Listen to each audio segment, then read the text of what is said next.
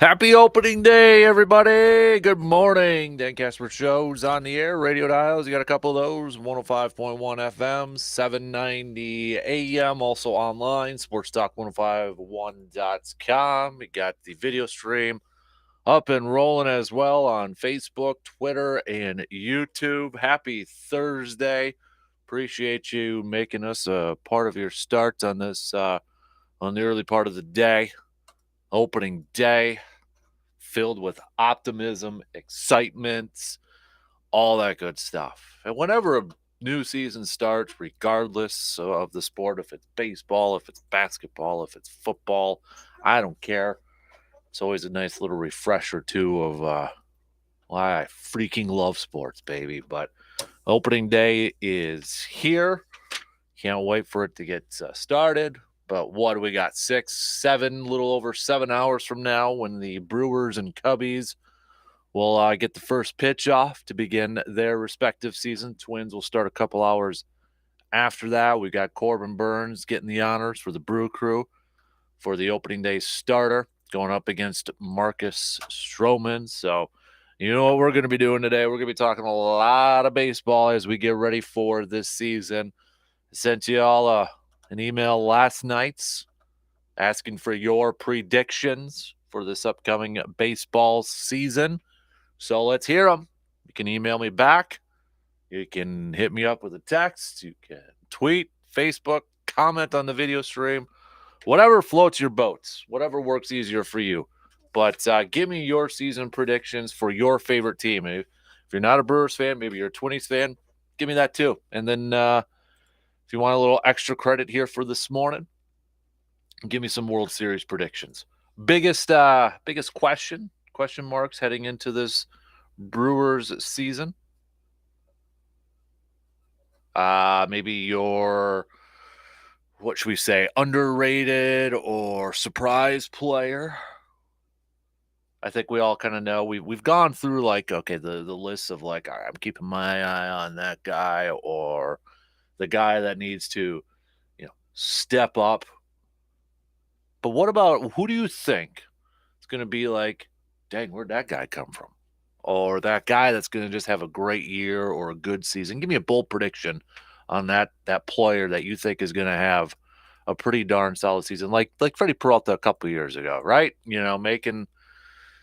Coming out of spring training, didn't know if, heading into it, if he was going to come out of the bullpen or be a starter, was in a battle for that fifth spot, got the fifth spot, ended up being an all-star that year. So who's going to be that guy this year? Who do you think? Which of these newcomers are you most excited to kind of see in action now?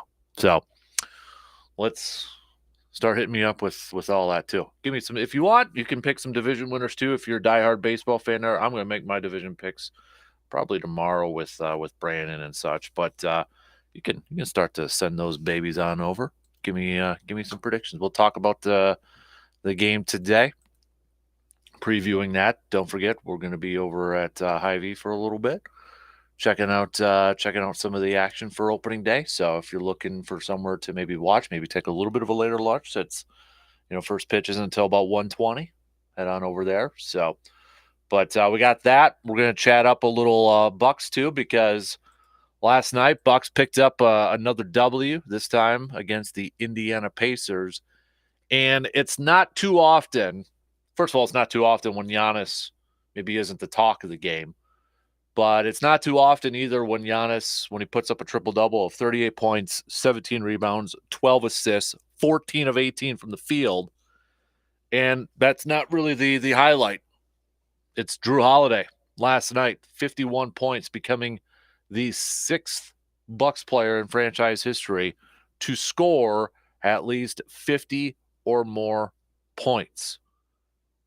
And this is coming on the heels yesterday when we were talking about, MVP. Does Giannis get knocked from the national sense of, with the whole MVP talk? Does Giannis get knocked because of how Drew Holiday has played so far this year? Drew Holiday backs it up by putting up 51 points, 20 of 30 from the field too. Dude, and I've been saying it the last couple of years, and I think he's been one of the most underrated players throughout his entire career. and maybe getting a little bit more of the attention this year. And that's the thing. I mean, he's been around. He was drafted in '09. So it's not like he's just been around for a couple of years. The guy has been around for double-digit seasons. And this might be one of his best seasons of his career. This year averaging 19.4 a game, 7.3 assists per game. That's 10th in the league. I mean, man, Drew Holiday. Love that guy. But we got a big game tonight for the Bucks as they return home to take on the Boston Celtics. Now the Bucks are up 3 games on the Boston Celtics for first place in the Eastern Conference with just 6 to go here. Then we know that they'll get a couple days off before they face the 76ers on Sunday. 76ers picking up the win last night against Dallas. But just 6 left to go here and a couple of big-time games coming up for the Bucks, and maybe they can start to clinch some things here in the next few days here. But yeah, we're entering in the final weekish, little over a week of the regular season, and Bucks have won their division. We've got 4 teams in the Eastern Conference that have clinched spots. 3 teams in the Western Conference now that have clinched spots. Sacramento clinching a spot. Still a lot to be decided here in the final half dozen or so games, depending on which team you're looking at. So we're going to talk a little hoops on this opening day too, just with the with the Bucks with a couple of big stretches coming up here. So we got that. We'll do a little receive or defer as we usually do on a Thursday morning. It is a Thirsty Thursday on top of that too. So you want to give any shout outs or anything like that, send those babies on over. And then what else do we got here? We're going to do a little outdoor tidbits with our DNR warden buddy Jake Bulks coming up at about 8:30. So if you have any questions, got spring turkey coming up here. Getting closer to opening of fishing, but a little over a month away, although with the weather forecast coming up here, probably putting a little damper on that sort of thing, but nonetheless. So we'll get to that. And we got a little throwback Thursday coming at you too. So lots that we're going to hit up here this morning, but obviously with it being opening day today, we're going to hit up plenty of baseball talk here with the Brewers, Twins. If you're a Twins fan over there, we want to hear from you too. I want to hear, how optimistic are you about your team? Or maybe you're pessimistic. Everybody's optimistic on opening day, though, right? I mean, you got to be optimistic. Everybody's 0-0. We're either going to go 0-162 or 162-0, depending on how today goes. That's how it all works, right? Going to be on pace for that. But give me your optimistic levels of making the postseason. If you are a Brewers fan, maybe a Twins fan, give me your season predictions. Give me your World Series prediction. If you want to go that a little bit deeper, why not? It's opening day, and we can have that fun stuff. Give me your surprise player, that player that you think for your team is going to surprise some people this year, or maybe the player that you are most excited to watch this year. Maybe it is Corbin Burns.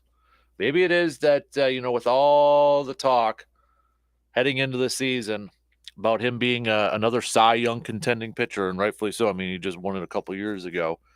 But the dude has a chance to maybe even make some more coin. He's going to make a lot of bank. Let's not kid ourselves. But a lot of, if you read some of the preseason articles that have been going on, and a lot of high expectations for Corbin Burns this year to not only be one of the best pitchers in the National League, but one of the best pitchers all across Major League Baseball. I mean, even improving his standings on that. So maybe you're most excited to see what else Corbin Burns has in the tank. What else could he do to really, maybe up his game a little bit more, if that's possible. But it's kind of an open end. So let's get things rolling already on this opening day. I'm excited to talk some baseball games that are going to start to count in the record books here. So let's get at it. Coming up on the leadoff, baseball talk. Let's hear your predictions. Let's hear your optimism. If you have any, where's that level at? Give me the player that you're most excited to watch or play yours. Maybe there's a couple of them. Give me the surprise players, all that good stuff. Quick break. We're going to take it a little early just so we can get things rolling here this morning on the leadoff. All right. Baseball talk, opening day coming up in just a couple minutes.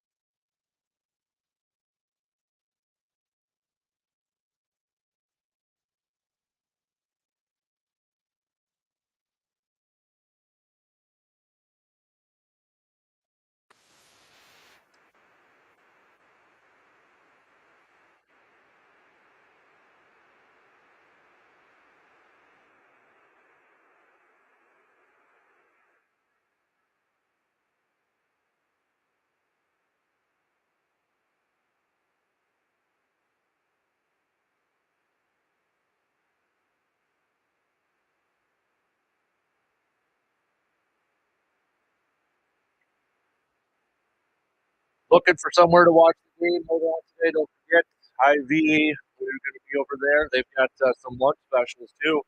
For just $5, you're going to get some brats, chips, and a pop. $2, hot dogs, chips, and a pop, and $2 for each meal's going to Backyard Dreams. So, intern, you're looking for somewhere for a little lunch? Oh, just listening to that. Yeah. Can you get a man cave You over can get there? a man cave light on tap over there There you too. go. A little dog and a beer. That's right. Going to the ballpark, I'm going to have a hot dog and a beer and Mhm. nachos. Who knows? Exactly. And I'll be Happy able opening day, big guy. a lot cheaper than buying at the concession stands at the ballpark. That's exactly right. And you're going to help Backyard Dreams too. So, Oh, good. Hap- What time the first pitch? first pitch is at 1:20. Oh, good. So Good. it'll be perfect timing over there. Yes, it will. We got a couple people already texted in. A few people already texted in saying they're going to be there too. So happy opening day, buddy. Yeah, looking forward to this every year. I've told you many times, baseball is my favorite go-to sport. I just appreciate it. I love football, love basketball, enjoy hockey, but baseball opening day is the greatest. Yep, optimism, excitement. Everybody. You're dressed like it's going to be opening day with. Oh, I did. I got up this morning and I turned on the TV and it was 10 degrees or something. Holy man, I can't wear a t-shirt. Yeah, but hey, good thing they're in. I did check the Chicago weather this morning just to make sure it was going to be. It's going to be in the 40s. It actually gets warmer as the day progresses. It's going to be in the 50s later tonight. But I was just worried about I know they're talking the snow and the rain and all that. If it would, but around here, I don't think it's going to be down there. Yeah, I just wanted to double check. I'm like, oh boy. And I checked to see where the Twins play today, but the Twins are in Kansas City. So they don't have to play over there in their icebox of a stadium this time of the year. We'll find out after today, right, Bob? If somebody's going to go 162-0 or 0-162, that's a lot at stake for game 15 to do and 15 that won't. A lot at stake today. Here we go. But I'm excited for opening day. I get excited for any opening day, but baseball just has that nostalgia feel, I think, for a lot of people. I mean, I was instantly yesterday thinking about, because Hudson's he busted out his Brewers jersey, which looks like mine. He's wearing it today. He's excited. He's already talking about going to express games and all that stuff. But, I've got coaches meetings for T-ball coming up. Opening day just kind of makes you think about Little League and all that stuff. And enjoy every day doing that, coaching these little guys, because I did some of that when my kids were little, and memories that I'll never forget. Yeah, and I was thinking about when I was a Whittlesey Lion back in the day. That's when I think when opening day gets around, you start thinking about, because a lot of us, even if we didn't play it, you didn't play it in high school or upper level, a lot of us still played Little League or T-ball growing up. A lot of the little guys, starting playing T-ball 5, 6 years old, and then into Little League and coach pitch, and it's just a wonderful progression. One thing about baseball, 162 games, football is 16, 17 games now. Basketball, you've got 82, but still in all, you lose the first game. Don't give up. We still got 161 more to play. It's just the eternal optimism of baseball, at least through the first, month or two of the season, and hopefully nobody gets injured. But this is a great day. I always enjoy opening day. Yep, and just makes me more anxious to get to the ballpark and watch some games too. Yep, with looking forward to get down there. Weather. Yep. Or controlled environment. That's one thing nice about where we live, and going to Milwaukee, you're going to see a game. Yep. It's going to happen, so that's a good thing. Yeah, especially I know a lot of you listening right now too. With we got that Brewers bus that's going on Monday, which sold out, which is awesome. I'm so mad I couldn't get away. They asked me if I wanted to go, and I said, let me work, and I just couldn't make it work. But hopefully later on in the year we'll do some more buses. Yeah, G-Man's going on this bus. I know that. Really? Well, he's in charge then. I know. Shout out to I got an email last night from a Kurt who said that he's going on a bus because he heard us talking about it too. So that's pretty cool. But I wonder which Brewers jersey G-Man will wear, because he's got to have them for about a half the team. Well, he's probably going to wear one today, tomorrow, Saturday, Sunday, and they're all Monday. different. And they're all different. But baseball is a great time of the year. Everybody played baseball at some stage of their life. Not everybody played tackle football, and everybody played at basketball, but baseball is the game for everybody, game for all seasons, so to speak. Everybody can play baseball. Yep. Yep. And we've played it at some, like backyard with a couple friends. I mean, yeah, it's a sport that you really can't play by yourself, but I feel like baseball is the one sport too that you found ways to at least do something with it. Like I remember growing up, I would draw an outline on the basement foundation with Mm-hmm. some chalk Sure. and pretend pitching, trying to Oh get it in yeah. a square. The greatest thing they ever invented was that net.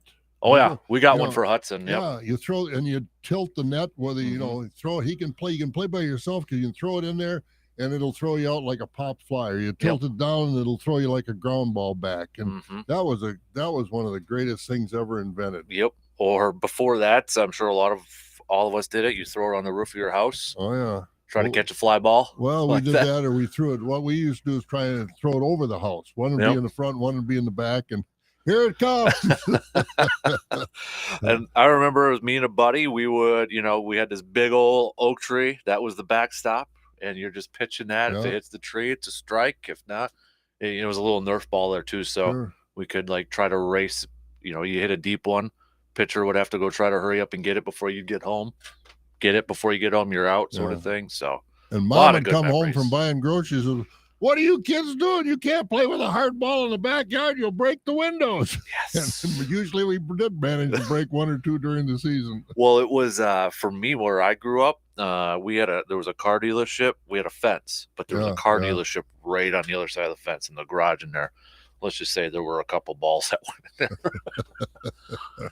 It's like the movie that you see on TV with the kids where the guy took his stepfather's ball. Sandlot. Autographed by Babe Ruth, and that big sloppy mouth dog when the Hercules. Yep.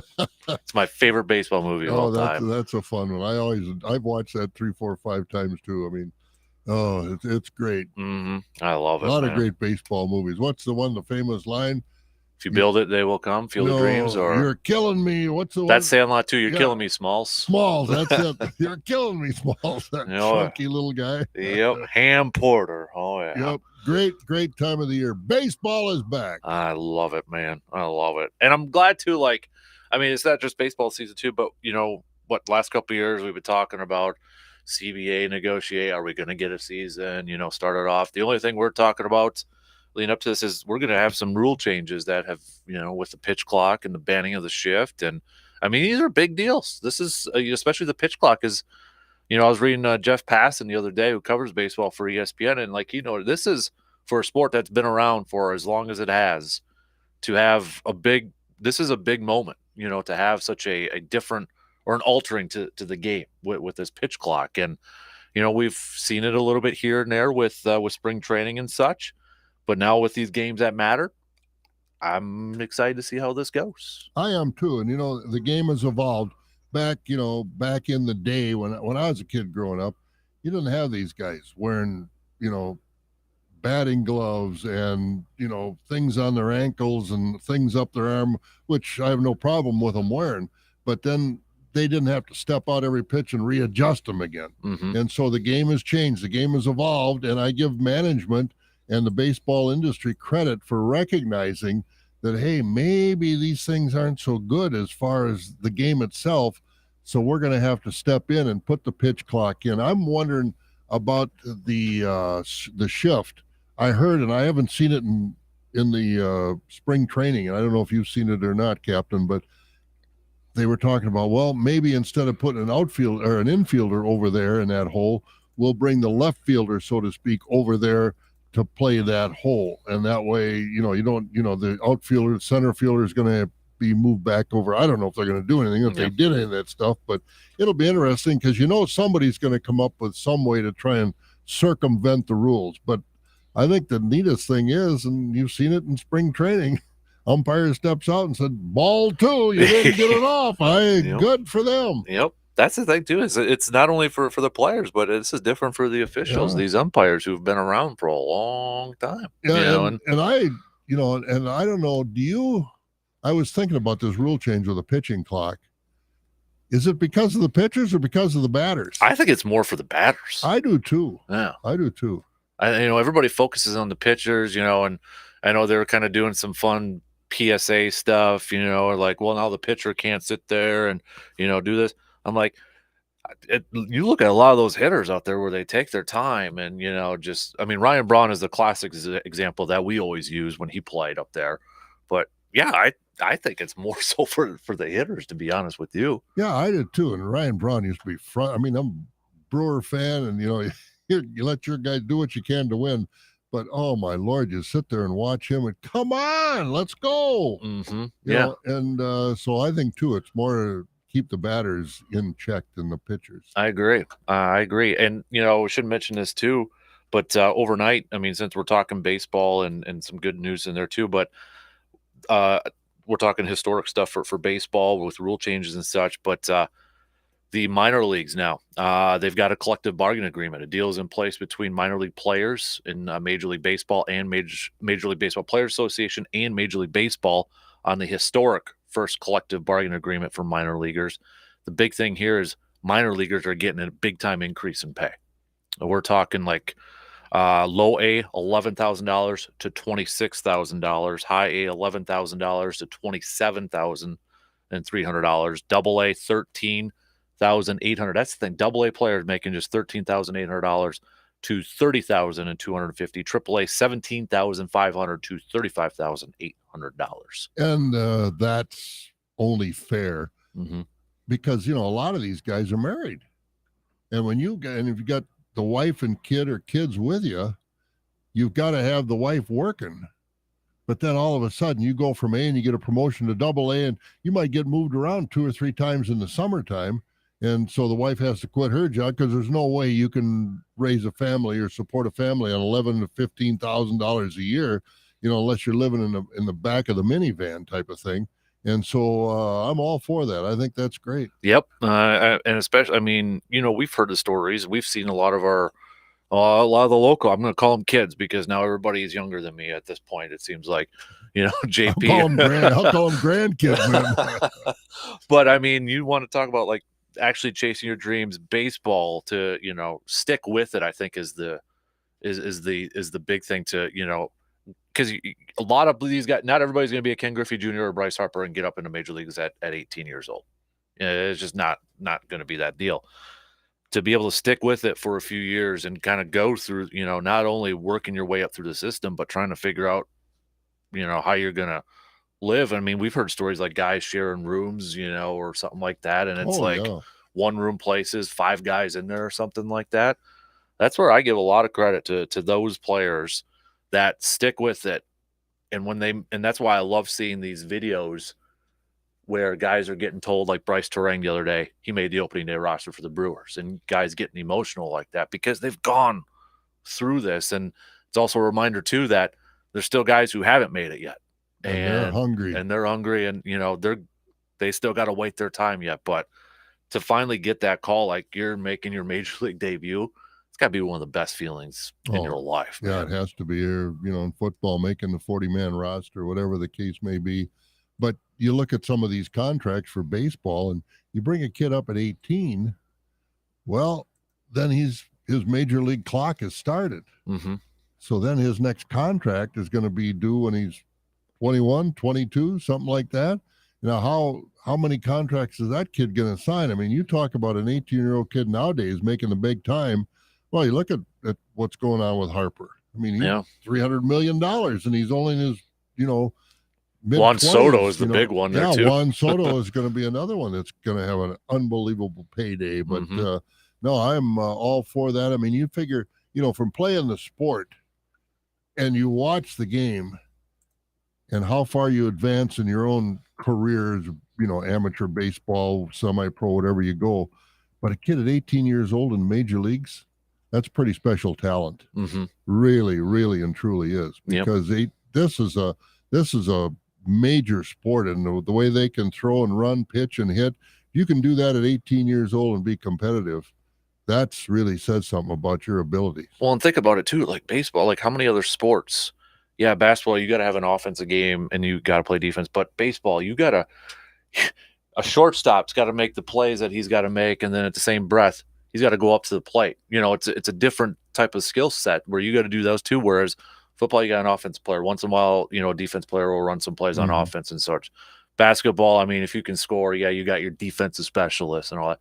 Baseball truly is, you've got those different elements that you have to be successful in order to be a good, have a job essentially. I mean, you can, Ozzie Smith didn't hit a lot, but I mean, nobody could play shortstop like Ozzie Smith ever did. And, he hit enough.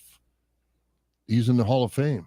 But I mean, these young kids at 18, 19 years old that can make the major, even 20, 21. Yeah. Is their body fully mature yet? No. Because they'll go up there and what are they going to do? They're going to change their diet. They're going to put them on a different, an exercise program, maybe some weights and this, that, and the other thing. So, at that point in time, they're still growing, still advancing in their body. And to be in the major leagues at that age, that's exceptional. So, all right. So Brewers wise here, intern and everybody else out there, if you want to make your predictions, you can send them on over, not just for this game, but for the season. How optimistic are you for this Brewer season? If you look at the advanced analytics, fan graphs, national peeps, power rankings, whatever thing you want to look at, they've got the Brewers either in the playoffs or maybe just a game or two outside of the playoffs. The Central is interesting to me because the top two teams for a lot of people are the Cardinals and the Brewers this year, but they're kind of like the opposite. The Cardinals are all offense. Brewers are all pitching, like at least starting pitching, where the weakness for the Cardinals for a lot of people is their starting pitching. How much does Adam Wainwright have left in the tank as a 41-year-old, starting pitcher? And Flaherty, he was great a couple years ago. Then he's been hurt. How healthy is he going to be? If he's healthy, he's going to be good. And the Cubs, I mean, they made a couple of, moves out there in the offseason, but, there's, I think more so there's a little optimism that maybe it's trending upward, but in terms of, playoff contender this year, probably not. Never know, though. You never know. I mean, they did make a couple moves.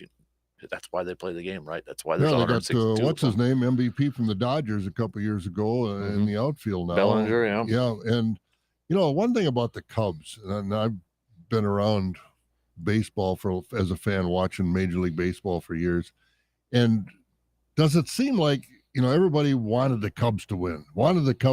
Then they win the World Series here a few years ago, and now it's like the Cubs are expected to win, and they're kind of more of a villain than they are, the poor stepchild that everybody was hoping the Cubs would win. Now that they've won, and the money that's in down there, and the changes around Wrigley Field that you've seen, they've taken some of the quaintness, so to speak, around Wrigley Field and changed it because of the money, the team that the owners now. But it seems like the Cubs have lost that, that little. Well, a bear cub is cute and cuddly. The Cubs aren't cute and cuddly anymore since they won that World Series, and everybody expects that they've got to spend a lot of money, which they're not doing, to win again. And so, the aura around the Cubs seems to me, at least, to be different in the last 4 or 5 years since they won a World Series. And you look at their lineup here a little bit too. I mean, they've got some names. I think there's just question marks. Can they, what can they do? Eric Hosmer's over there at first base, for the Cubbies. Ian Happ is a solid player in left field. Dansby Swanson, at shortstop. We mentioned Cody Bellinger, Trey Mancini, DH over there. I mean, recognizable names, but maybe for the Cubs, I think the question marks are, okay, how do they got anything left in the tape? Cody Bellinger's like a Christian Yelich, right? Can he bounce back? What those two guys, for whatever reason, I mean, they were like the faces of Major League Baseball just a few years ago, and both of them for, you can, like, maybe Yelich's with his knee injury or such, but and his back. Yeah, it's just those two have really fallen down the last couple of years. But it looks like the Cubs have brought those guys in, and Bellinger, what's he got? Dansby Swanson, is he on the downslope of his career? Ian Happ, Eric Hosmer has been around a long time. They're names that have done great things in baseball over the years at the heart of their careers, but I wouldn't say they're in the they're still trending up as far as their baseball careers are concerned. I think they're at the plateau level. Can they maintain it? And whereas other teams like the Padres, and who knows how they're going to do, but they're bringing in guys that are still going up. The Dodgers brought in Mookie Betts. But you mentioned Soto and the other guys that the Dodgers have, Fernando Machado, Tatis, Tatis. I mean, those are guys that are younger that are still going up. So name players, yeah, they'll get your attention. As far as the Cubs have a lot of name players on their roster, but they got their name playing someplace else. Can they still do it right. at this point in their career for the Cubs? And that'll be interesting to watch. Mm-hmm. Yeah, I agree. So we got C-Bomb chiming in, 84 and 78 wild card berth for the Brewers. Season ends in a divisional round. Let's hope I'm selling them short. How many? I hope the Brewers do something early in the season. You know, sign one of their pitchers to a contract to give the fans an indication that we're going in. Don't do what they did last year and get rid of Hader like they did. That just said to the fans, well, they only missed the playoffs by a game. Mm-hmm. You can't send that kind of a signal to the fans early on. Say, well, we can't sign Burns, we can't sign Woodruff. Sign them, at least one of them, early in the season. Mm-hmm. Get them a contract. And I think that'll go a long way, not only for the fans, but for the team. Because in when they got in rid that of, clubhouse, yeah. That's what I was going to say, in the clubhouse, because I know you were talking about it, and I didn't realize it when they got rid of Hader, how the daubers got down, so to speak, in the clubhouse. When keepers, we gave up Josh Hader. That guy's the best reliever in baseball. What are they trying to tell us? And they were in first place. Yeah, they were in first place, and they got rid of Hader, and it was not a good clubhouse feeling. And and I don't know how much Craig Counsell has to say in any of these moves at all.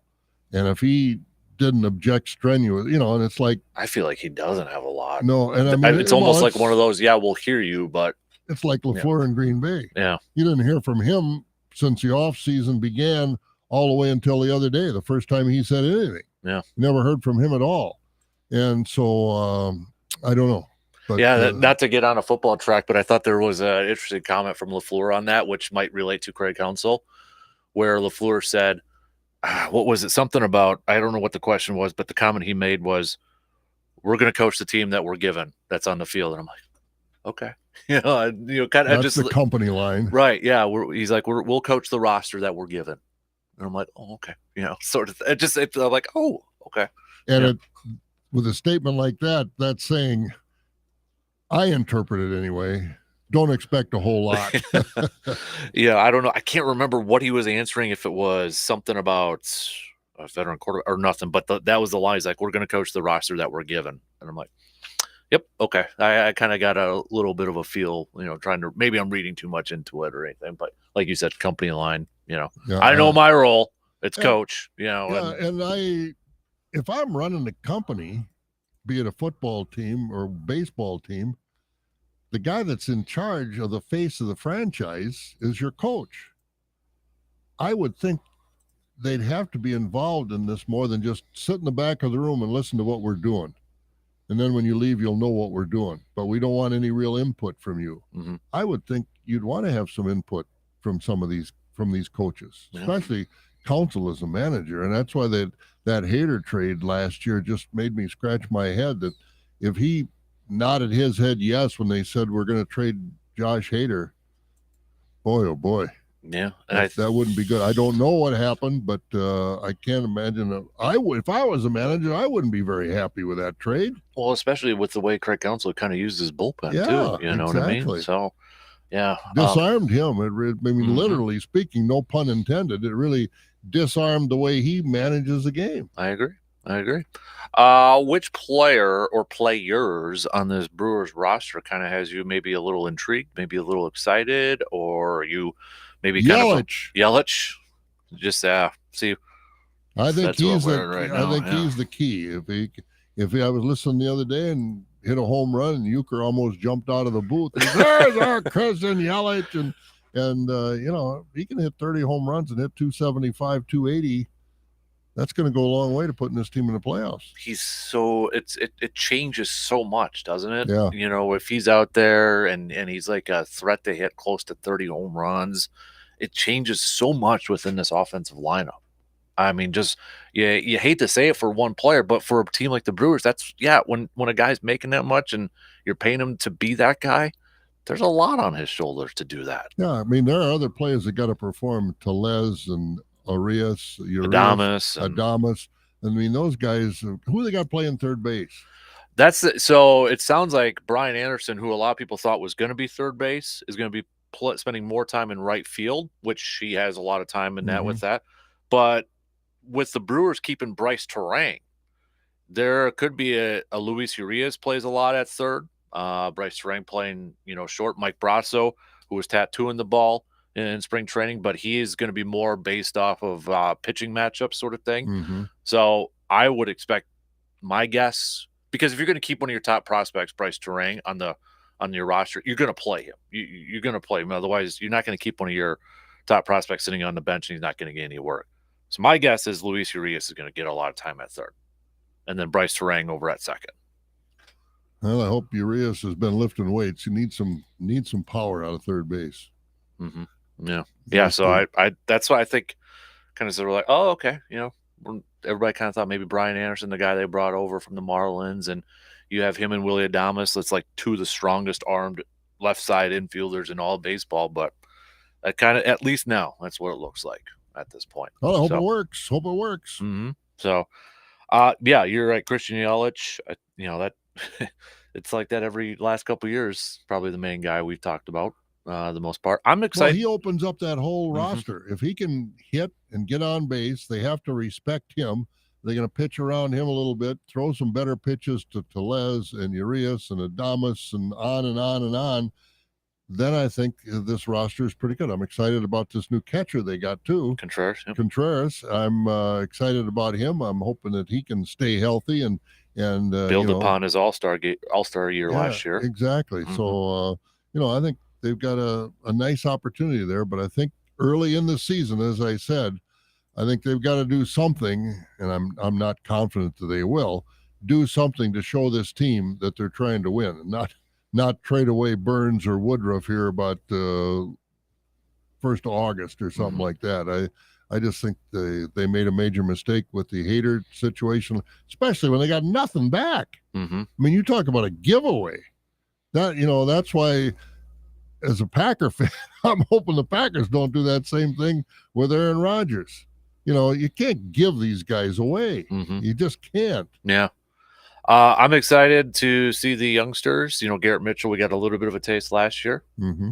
With him. We mentioned Bryce Terang, seeing him up there. And I think mostly, too, I want to see, does the banning of the shift, which players does that positively affect for this Brewers team? A lot of talk's been about Rowdy Tellez as a guy that benefits from that. Yelich does a lot of, pushing already to left over there. So, but I'm curious, does this affect, who does it affect on this team? I think, you mentioned Yelich, and he does try and direct the ball to left field with the switch and the shift. But let's face it, doing that, you're losing power. Mm-hmm. I mean, you're placing the ball. I think if he can, swing with his natural power, he's going to have a lot of balls go in the hole between first and second base. And I think that's why I'm optimistic that he's going to be better, because, you're taking the bat out of his hands by having a guy trying to do that. Now, if you're, Rod Carew or, Tony Oliva or, some of these guys that could hit the ball to all fields, that's different. Mm-hmm. And Yelich is a good player. Yeah, he can hit to all fields, but he doesn't hit the left nearly as effectively as he does to right. Mm-hmm. So that's where I'll be curious to see how it kind of goes. Does this really boost up maybe some averages? And I will say the other thing I'm excited about, or I'm maybe intrigued about, is the best way to put this. With the banning of the shift, will we see more steals? I know you and I have talked about that a lot, about being aggressive on the base pass. Will we see more of that this year? Will we see teams be aggressive in sending runners? I think so, because that puts the pressure on the defense, because with that shift, that third infielder was more or less standing on second base. So it didn't make any difference. It's not like all of a sudden the guy has to go from the hole to cover second base. He was there anyway. Mm-hmm. So now I think, the second baseman, the shortstop, depending if it's a righty-lefty situation and what it is, it's going to make a difference, and I think there's going to be a lot more steals. I hope so, because that's part of the fun of baseball is to You know, use the game the way it's designed to play. and remember, the pitchers now they can't throw over as much. No, They can't I don't. keep that guy. I don't quite understand that rule completely. Hmm. Was it twice per batter or twice per inning? I don't understand that rule exactly. I haven't paid much attention to it, but I know in spring training, oh, he threw. He's only got one left. Now, is that for that batter or that runner, or is it for the inning? That rule, I'm still trying to, and I haven't looked it up real, intensely yet. But that's the one rule that I'm still trying to get a hold of. And I think, yeah, the new rule, the pickoffs, it will be let's what says after a third step off, the pitcher will be charged with the okay. Yeah, I'm just kind of going through the actual, Is that per batter that's what or? I'm trying Yeah, to so I don't understand that rule completely yet. I'll kind of go All through right. the proper rules here in a second. But that's I think the other part too is a lot of adjustment from fans with the new rules to begin with here. Yeah. Getting used to that You go sort of up to thing get a too. beer and you want to stand there and watch, you might miss an extra inning because they're going to go a lot faster now. Hmm. And that's why I'm surprised too, because it'll be interesting because they'll cover the whole gamut. Two If it, disengagements per plate appearance. so every batter you can go over there twice. Hmm. Okay. But I wonder how much it's going to affect concession sales. These games are over in 2 hours and 45 minutes versus 3 hours and a half or whatever it might be. Maybe you have to extend the beer sales where it ends in the seventh to the eighth. Well, they might do that. They might do that. I Something don't like know. that. But I think most people are, if excited isn't the right word, anxiously anticipating the effect of these rule changes on the game. Hmm. And I think too for the Brewers, this is a team that I want to see be aggressive on the base pass because they've got these younger, speedier guys. Use it. Yeah. Well, let's see it. Yelich. He led the team in stolen bases last year. He's going to be a leadoff guy. But you got a Garrett Mitchell. You got a Bryce Turang now on here. Luis Urias. Those guys. Let's see the speed. Use it to your advantage. Absolutely. And put pressure on the defense. Yeah, that's the thing too. With all the question marks surrounding the Brewers' offense, try to get every little bit of advantage that you can to get those runners in scoring position. Now make sure you get them in if you Yeah. can. And it's going to put more pressure on the catchers, too. Hmm. Because let's face it, there weren't as many steal attempts the last few years with that shift. And, these catchers, are that going to mean they're going to jump past? I don't know. It's going to be interesting to see the overall effect on the game because it affects so many aspects of the game. And your middle infielders, your catchers, it's, the pitchers, how they're going to, handle it. It's going to be interesting, but today is day one, and that's the good thing. At least we don't have to worry about Yadier Molina throwing guys out anymore. No, he's retired. I'm surprised. I thought maybe he'd come back one more year because I don't know if the Cardinals have. Well, nobody's going to follow Yadier Molina with a catcher of his quality, but it'll be different in St. Louis without him behind the plate because he really controlled the game. They got Contreras from the Cubs over there, so But it's he's not a not bad. Yadier No, Molina. defensively, no, he's No. but that's maybe the Cardinals really wish they could have him back with all the, Yeah. stolen bases. Yeah, I think there's going to be more I run. won't miss him. I'll just say I'm not. I admired him as a great player, but no, I won't miss him either. All right, keep those picks coming. We got a few texts to get to here. We got to take a quick break. We ran a little long, but that's okay because it's opening day. We can do whatever the heck we want on opening day, right? So we'll be back in just a couple minutes.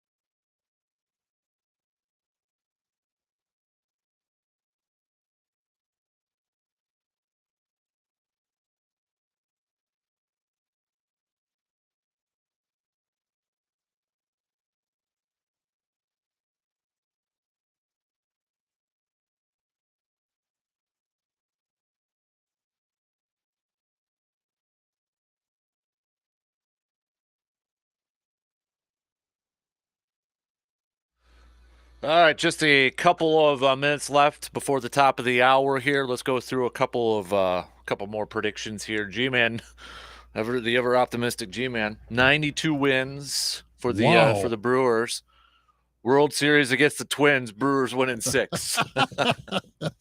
He's been drinking too many of those man cave lights. We got Rain Man Mike, hot take Brewers pitching staff, which we know is good, pitches the crew too. How about this? 98 wins. Wow. And Come on, folks. Come on. and they win the World Series. Then Burns, Peralta, Woodruff are all Oh. gone, and the crew starts back off as a double A team like the Cubs did. Well, remember Peralta signed that cheap deal a couple years ago, long-term deal, so he's going to be around here for a little Yeah, bit. So, Peralta is. yeah, Peralta will be him, and Ashby will be probably the future top 2 starters if Ashby can stay healthy, since Ashby signed that longer-term cheap deal too. So. But rest of you can get some predictions. Come on, send them on over 715-830-1912. We'll get to some of our predictions coming up in the next hour or in the next couple of hours because it's opening day. We can talk baseball all morning here. I'll tell you one player that I'm excited to kind of follow along. Actually, a couple of players here that are not with the Brewers. I'm curious to see how Dalton Varsho does with Toronto this year. A lot of high expectations, excitement surrounding him from the national sense. So it'll be fun to watch him up in Toronto. Where's JP Firehausen? With the Dodgers. Oh, he is with the Dodgers. Mm-hmm. Tinseltown. Whoa, good for him. Yep. And then of course Mr. Vavra from with Baltimore over there too. So I believe I'm just double checking, but I believe he also made the opening day roster. Good. Yeah. Last year he got called up. Yeah. So good for him. Good guy. Good going, guys. Yes. So best of luck to all. And I know Kyle Cody, remember Chip Falls McDonald, he's starting off with AAA, but he's gone through some injuries and such. So I know Wisconsin on the prep wise is well represented, especially in our area with some baseball players. Good stuff. Good stuff. But definitely excited to catch those guys and see how they do this year. So, all right. We're going to talk some Bucks coming up here as well. Bucks with a big win last night. It's not often when Giannis has a triple-double where it was 38 points, 17 rebounds, 12 assists, and he's not even the story from the game last night. Drew Holiday, 51 points. Yeah, I saw that. First time ever. So, yeah, 6. And he gave his shoes away to some little kid. I saw that. And he's got probably the quote of the year after the game. Oh, didn't hear it. We'll tell you what that is, too. So, one in. We got a couple more to go. We'll be back after these news updates.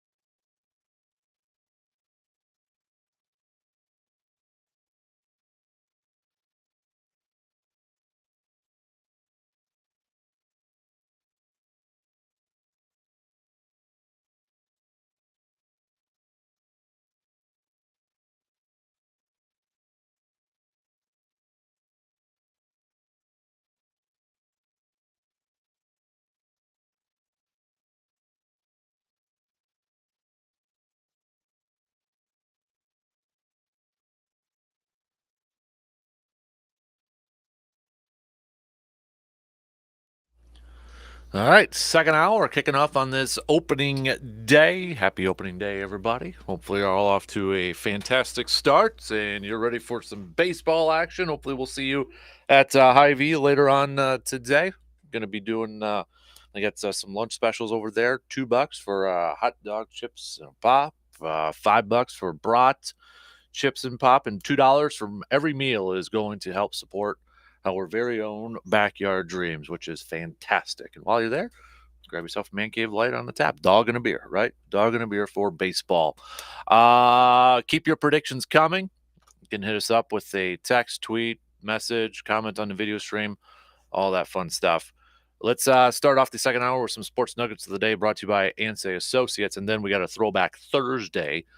Let's go with Maurice. The Rockets scored his first of 3 overtime goals in the Stanley Cup Finals in 1946.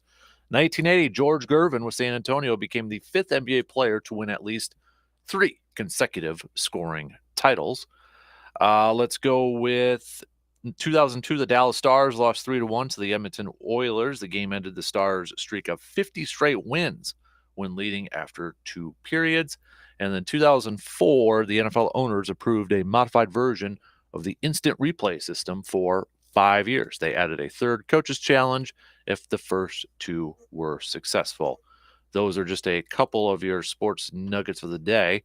Again, brought to you by Ansay Associates. Your throwback Thursday. It is opening day. So how about we throw it back to the first official opening day in baseball history? According to Baseball Hall, the Baseball Hall of Fame, the first opening day, also the first game played in the National League, was on April 22nd, 1876. Boston defeated the Philadelphia Athletics 6-5 at the Jefferson Street grounds in Philadelphia. The New York Clipper, in describing the day's events, noted that, quote, weather was favorable and the attendance large, over 3,000 persons being in the enclosure. Starting at 3:40 p.m., the game lasted just over 2 hours and was, quote, sharply played throughout, the Bostons winning by their superior fielding and base running. Indeed, Boston broke a 4-4 deadlock with 2 runs in the top of the 9th, thanks to, quote, desperate base running, and withstood a Philadelphia rally to win the game. So 1876, the first opening day. You know, it's amazing. And my father-in-law had an old glove, but you look at the gloves those guys wore back then. I mean, they're just barely bigger than your hand. Mm-hmm. And, you know, there was no structure to them like now. You know, you put the pocket, you make a pocket. You know, I always was amazed how those guys could field with those gloves. Yeah.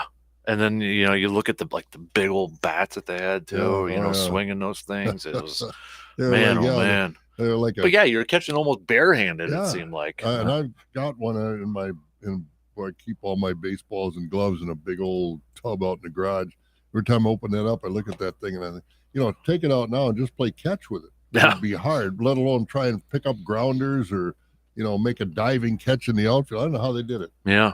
Yeah, because I can, when you were talking about that, the first thing I thought of was Field of Dreams and Shoeless Joe Jackson, you know, the Ray Liotta who played him, put that glove out there. And yeah, it was like they're barehanding that stuff. But yeah, pretty much. Can you imagine they tried wearing those gloves now with the way the balls come off the bat? And, be broken hands and broken knuckles all over the place. But still, they swing wagon tongues for bats. You know, they're big, heavy bats. They hit it pretty hard back then too. I mean, it was just amazing to me how they could play successfully with those kind of gloves. Mm-hmm. Because the offense certainly had an advantage. Oh yeah. Do you have any? So this baseball opening day. I think we're kind of talking about it in the first hour. Makes you a little nostalgia and all that. And I remember when we were in high school. I was a junior in high school. The last year that the Braves were going to be in Milwaukee. Oh. So about a half a dozen of us said, well, let's cut school and go to County Stadium for opening day. We didn't have tickets. We were just going to go. So we got this is down in Madison. And if you're familiar with Madison, I went to East High on the east side there. And you go down the East Washington Avenue, 3 lanes going like Claremont Avenue. And we were heading to the interstate to go to Milwaukee, and all behind us, here comes a cop. Turned his red light, and we pulled over, and he says, fellas, you look like you're about the age you should be in school today. And so he said, well, no, we're going to the game. We're going to opening day in Milwaukee. Oh, you are, huh? You got, well, long story short, we ended up in the principal's office, and we were all ball players, baseball players, but well, we're going to a baseball game. That's the thing. And it didn't fare well for us. Let's just say you probably didn't go to that game that day. We had a principal who was the old football coach, and he had no in his thumb and his right hand, between his thumb and his forefinger and his right hand. He had no nerves. He had no feel. So I was sitting there anyway, and he came up behind me, and Bobby said, you're one of our leaders in school and, on the baseball team. And I said, well, yeah, I just wanted to go to see the last game. The Braves are going to opening day in Milwaukee. He says, well, you didn't go about it the right way. And he came up behind me, and, when I start talking about it, that on your shoulders, on the, that. Oh, the little. That muscle. Oh, yeah. And he put his finger and thumb on that, and he started squeezing the more he talked. And I'm slinking down in the chair, and tears are coming to my eyes. And he said, that wasn't very good judgment, was it? Nice and calm and cool. I said, no, I don't think so. I just want to say anything to get out of that hole, that grip, and you put it that, I don't know what it is, but too bad Dr. Crow is there. He can explain what it is, but he started squeezing that, and squeezing more and more, and with no feeling. He didn't know how hard he was squeezing. And I got suspended for a baseball game and had to apologize to the team and this, that, and the other thing. But that's my memory of opening day, and I never got to the ballpark. That's awesome. That is, I love that stories like that. So, we got more predictions. 88 wins for the Brewers. We got 83 wins for the Brew Crew. I think that's realistic. 98. I don't know. I would love that. Yeah. Boy, I like the bold predictions, though. I know. He must have some Boyceville gold he's working with over there, where he made that decision. Boyceville gold? Is that a thing? Oh, yeah. I've never heard. Oh, ask Morgan about Boyceville gold. Boyceville gold. Okay. Yeah, some of the best marijuana ever grown. We got 86 wins. Wild card. Padres beat the Astros in the World Series. So, yeah. So mostly around I would say the majority of everybody's kind of around 85. I think that's where I'd be too. Yeah. 85 and it wins. Depends on the pitching. The pitching's got to hold up. Mm-hmm. Yeah, health wise, that's where can't trade any of them at the 4th of July or something like that. And that's where too, like Freddie Peralta is another player that I'm kind of anxious to see, just for health reasons. Can he stay healthy this year? Because last year, he was banged up a little bit. Didn't see a whole lot after the year prior. He was an all-star. And so hopefully he can stay healthy. And then this top 3 of that starting pitching staff for them. Corbin Burns, if you think about it, that guy's been pretty darn healthy. Knock on wood, hasn't missed a whole lot of time.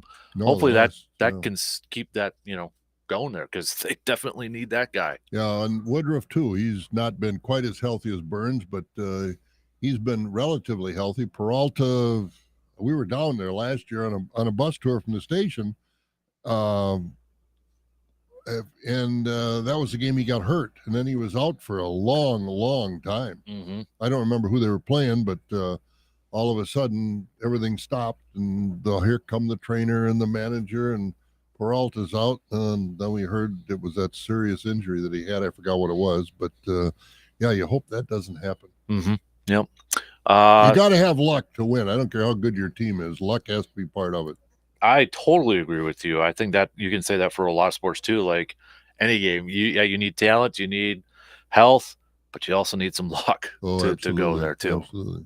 You can say that for, I think, almost every sport out there too. So, oh yeah. If anybody else is, if you want to share some memories like Bob had there, that was a fantastic one. You can send those babies on over. I don't know if anybody's going to be able to top that, but every time a couple of us get together, we kind of talk about that. And I was the only one that got suspended.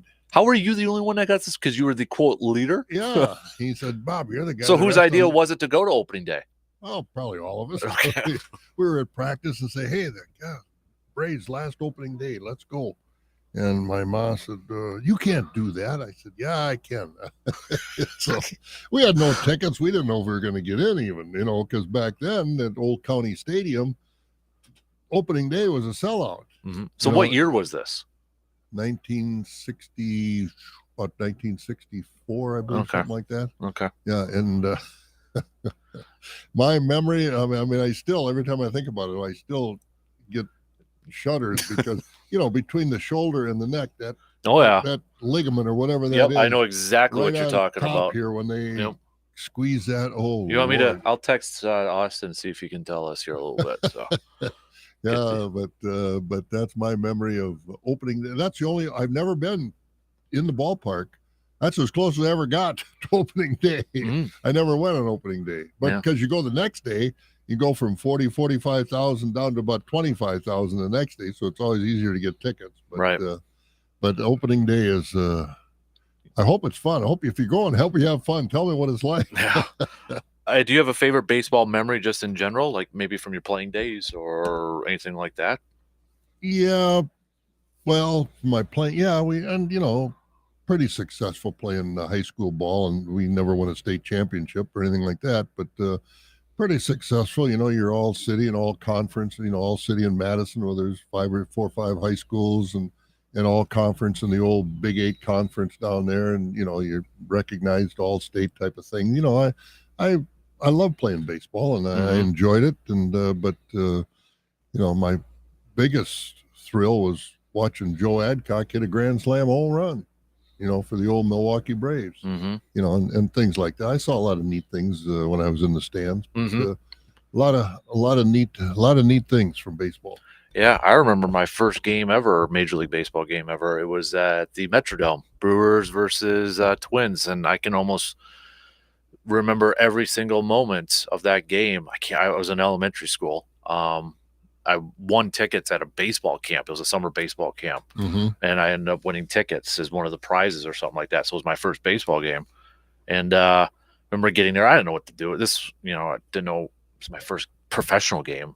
So got there early. I was going with a group and watching BP, and I remember getting there, and there was a guy on the pitching mound in an old Brewers uniform pitching BP, and I know it was Robin Yount. Oh, really? And we were standing right above the dugout because it was, kids were trying to get autographs. And I wasn't really concerned about that. I was just kind of taking it all in. So I thought I was like Robin Yount was pitching BP in his baby blue uniform. And then there was a guy in a suit kind of talking to him.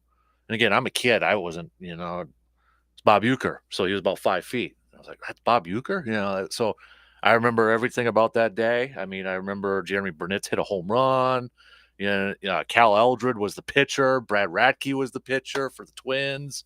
It was Marquise Grissom manning center field for the Brewers. So, and my best hot dog I've ever had in my life, too. Exactly. It always tastes better at the ballpark. Yep. But my biggest thrill related to baseball, and I think I've told this story before, but every year our farm broadcasters have an annual meeting in Kansas City at the Crown Center, and it's a huge place.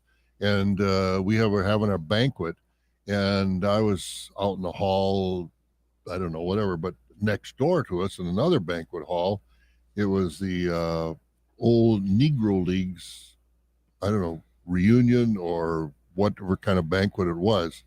But I'm telling you what, every African-American baseball player of any kind of rank was there. Willie Mays was there. Henry Aaron was there. Willie Stargell was. I mean, I go on and on. Kurt Flood was there. I mean, it was just and I'm an adult. I wasn't a kid to run up and get an autograph, but I just stood there and watched these guys, and and that's I've never seen a group of such outstanding players in one place before. It was. You mentioned the name. Yeah, he was there. It was unbelievable watching these guys come in. I didn't even go back in and eat. I just stood out in the hallway and watched and grabbed a couple other guys that I knew were baseball fans. And, and that was in the day before you had your cell phone. And so, you're not going to take a lot of pictures. You don't have a way to take a lot of pictures, but probably for a baseball related memory, that was as good as it gets. Yeah. I remember Little League too. A couple things that stand out to me was my first time. Always wanted to be pitcher. I always wanted to play. I always wanted to pitch, and I remember I was always in the backyard working on it with actually my aunt, and just never got a chance until one time at practice. It was like everybody was just kind of rotating, so everybody got a shot. And then I finally got a shot to pitch, and I struck out like four kids, and finally they had to put a coach up there. And then the next, like 2 days later, it was Whittlesey Lions tournament. Mm-hmm. And I remember getting there, I was getting dropped off, and a bunch of my teammates came up and said, "You're pitching today." So it was my first start at pitching. So I remember that. And I remember too, it was like, um, I was one of those too. I was always nervous to hit. Mm-hmm. It was a coach's pitch type, and I was like, okay, I'm just gonna wait for the coach to pitch. Yeah. And it was my grandma. Of all people, my grandma said, just swing the bat. Yeah, that's a good way to hit. Good advice. And so I remember I closed my eyes and I swung and I hit a double. It was based off my grandma's advice. That was like, remember that. And then I remember because your kids in the league and you tell stories. And my buddy Frank's listening right now, but he was with Gad, played on Team Gad Cheese Curds over there. Yeah. And the lore was he throws 80 miles an hour. He's like he was the best baseball player. We're like 9, and he's throwing 80 miles. Right. But I remember I struck him out once. It was the greatest moment of my life as an 8 or 9-year-old. Sorry, Frank, but I just got to throw that one out there. So, but no, the memories from playing kid sports are great. I mean, I coached first time I ever coached. I coached my oldest one playing t-ball, and he just wasn't much of an athlete. He didn't care about it. He was more into He-Man and She-Ra and robots and things like that. And I got wonderful stories I tell about him. He was out in the outfield, and then I said, okay, everybody come in, put the ball on tee, take 5 swings, and then run to first base. Well, my kid was first, and he took 5 swings. I said, okay, run to first base. He said, which one's first base? I remember now. I remember getting my first medal from Little League. I remember getting home from school and it was wrapped around the door handle of our front door. Big towns over here, Holloway. I don't know if anybody knows Holloway over over there. And then I remember my aunt actually on video camera had my first home run. But it was since you mentioned that, ran to first, and everybody's yelling at me to keep going, and I'm like, what direction do I go? Yeah, I'm like, what? And then I ran a second, and then I'm just standing there. Run, it wasn't over the fence one. It was like one. So we're in the third, and then the third base coach tells me to go home, and then I just remember the coach was like, and my aunt's got it on camera. But she doesn't have any more, but he's like, come here, and he's like telling me, he's like, you got to watch the base coaches. But I had older brothers, and so I was always, as a kid, a little guy, I was always watching the game. So I had the concept of how the game was played. But with my oldest son, we lived out in the country, and he didn't watch a lot of it, and so this was his first exposure. But which one's first base?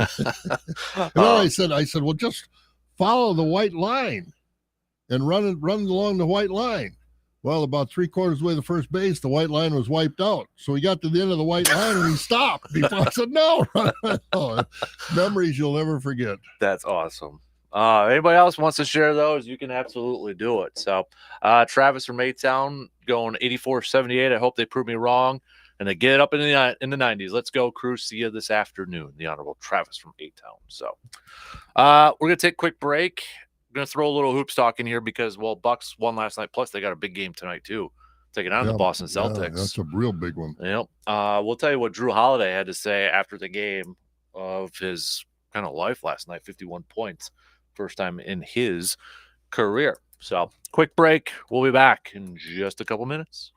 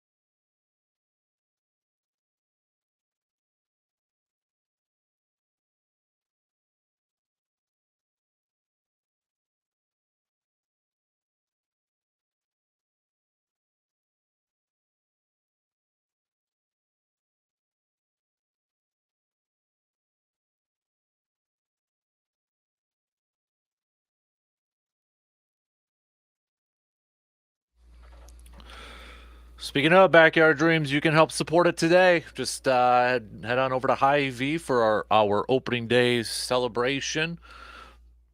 Game time's at 1:20, but from 1 p.m. to 4 p.m., you can get $2 hot dog chips and pop or $5 brat chips and pop, and $2 from every meal sold will be donated to Backyard Dreams. So big thanks to Hy-Vee for doing that for us over here. So, all right, you ready to hear what Drew Holiday had to say after his record-setting performance? 51 points. That was a big night last night. So here you go. This is audio courtesy from Bally Sports.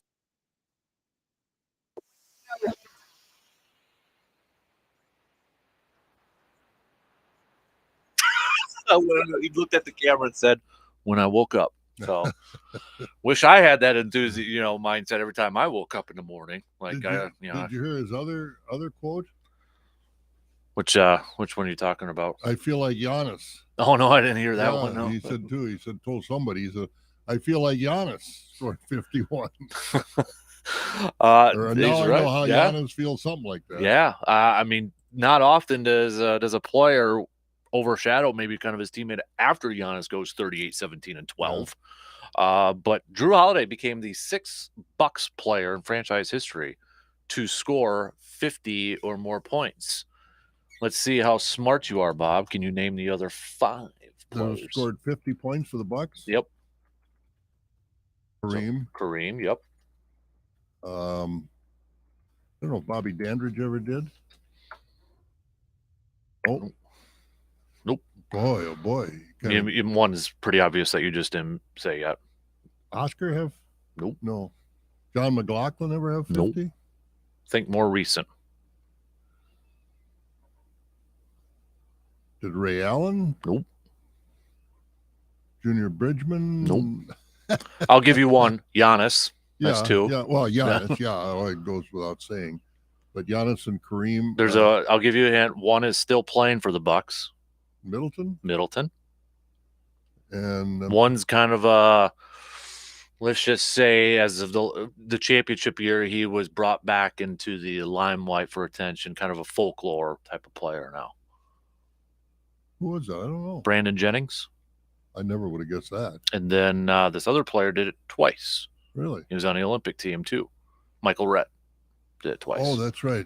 So yeah, Kareem, Giannis, Michael Redd, Middleton, Jennings, and now Drew Holiday. I remember Senator Herb Kohl, who owned the Bucks, and he loved to talk. He'd rather talk about the Bucks rather than policy and things like that. So we'd do a short interview, and then we'd talk Bucks for a while. And I asked him about Michael Redd. I said, he's quite a scoring machine. For the money I'm paying him, he better be a scoring machine. I'll never forget that, because Senator Kohl was such a soft-spoken guy, that never wanted the limelight, but always did so much good. But I'll never forget it. For the money I'm paying him, he better score.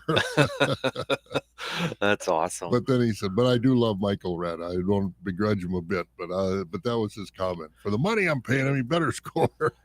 You just wonder, too, how injuries kind of derailed his career at the end there, too. Yeah. But Bucks are up 3 in the Eastern Conference now with just 6 more games left to go. And now they've got 2 big-time games and maybe could be in a clinching scenario here.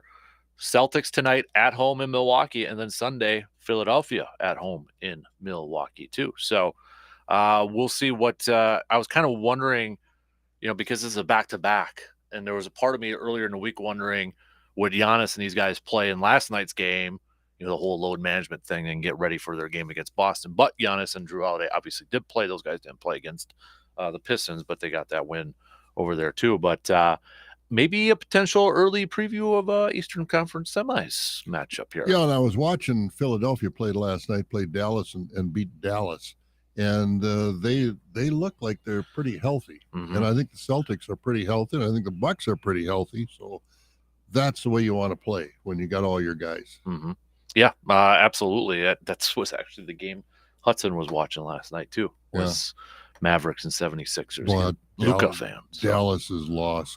Holy moly, right? They get Kyrie Irving and Luka, and they're not going to make the playoffs. I appreciate how great a player Luka is, but I don't enjoy his game at all. I just, Mavericks are going to be a team that you got to figure something out in this offseason. Yep. Holy moly. I mean, they're not going to make the playoffs right now. I don't No, think they they're are. out. They're out of the playoffs right now. So, I mean, unless they go on something special here, oof, it's going to be rough. It's going to be, I don't know what Mark Cuban. I haven't heard anything about the, what we talked about last week protest game. I haven't heard anything about that yet. No, I haven't heard any resolution of that either. I'll see if I can find that. Quietly got swept under the carpet. Yeah, see if that. So today, because it should be, I don't know what isn't a deadline. I don't know what kind of a deadline they have for determining that, but obviously it's got to be quick because the season's pretty much over. It's been about a week now, so. Yeah. But nonetheless, looking at the game tonight against Boston, obviously we know the key figures in this sort of thing.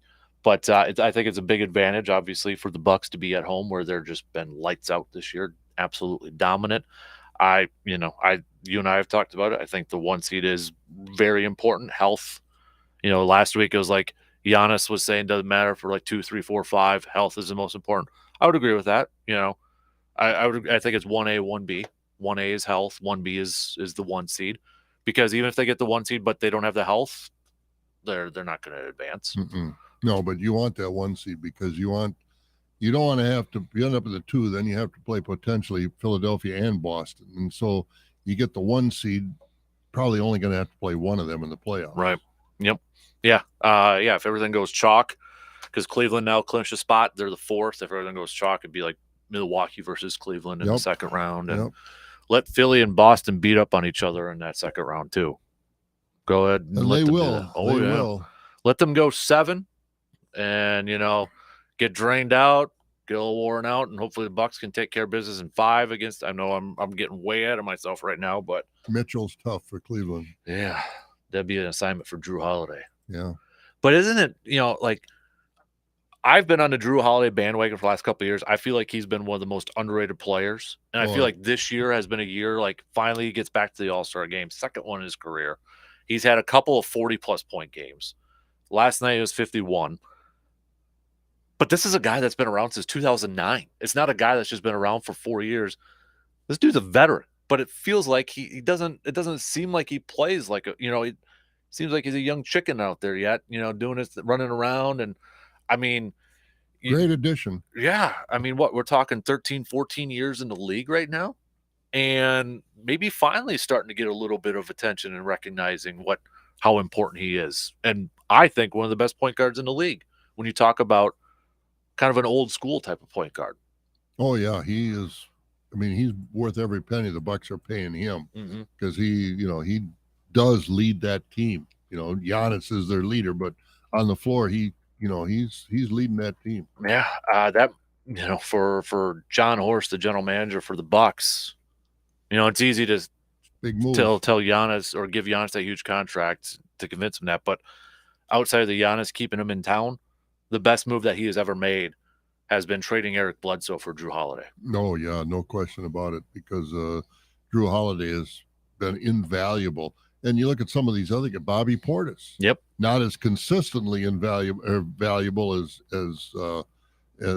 Holiday, but he too, like last year in the playoffs, he had a few games that made the difference. And I think Portis is another one that I'm glad they kept on the roster.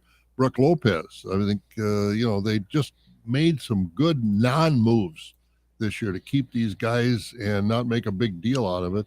And I think they've got a really solid chance. I mean, even Grayson Allen has had his moments. Yep. And so I think they've got a good, strong nucleus of, and then, a lot of teams have a nucleus of 3 or 4 guys. Bucks have a nucleus of about 7 or 8 guys, because Connaughton can come in there and give you good minutes. And, even Crowder is showing a little bit of getting into the system, so to speak. I think they're trending well, let's say, as we get closer to the playoffs. It's a very unselfish team. That's a good point. Yeah, it really is. For a team that's got a guy like Giannis, and that's a very unselfish team. Here's a fun nugget for you. So last night, the Bucks are the first team in NBA history to have both a 50-point scorer and a 35-point triple-double in the same game. First time in NBA history last night.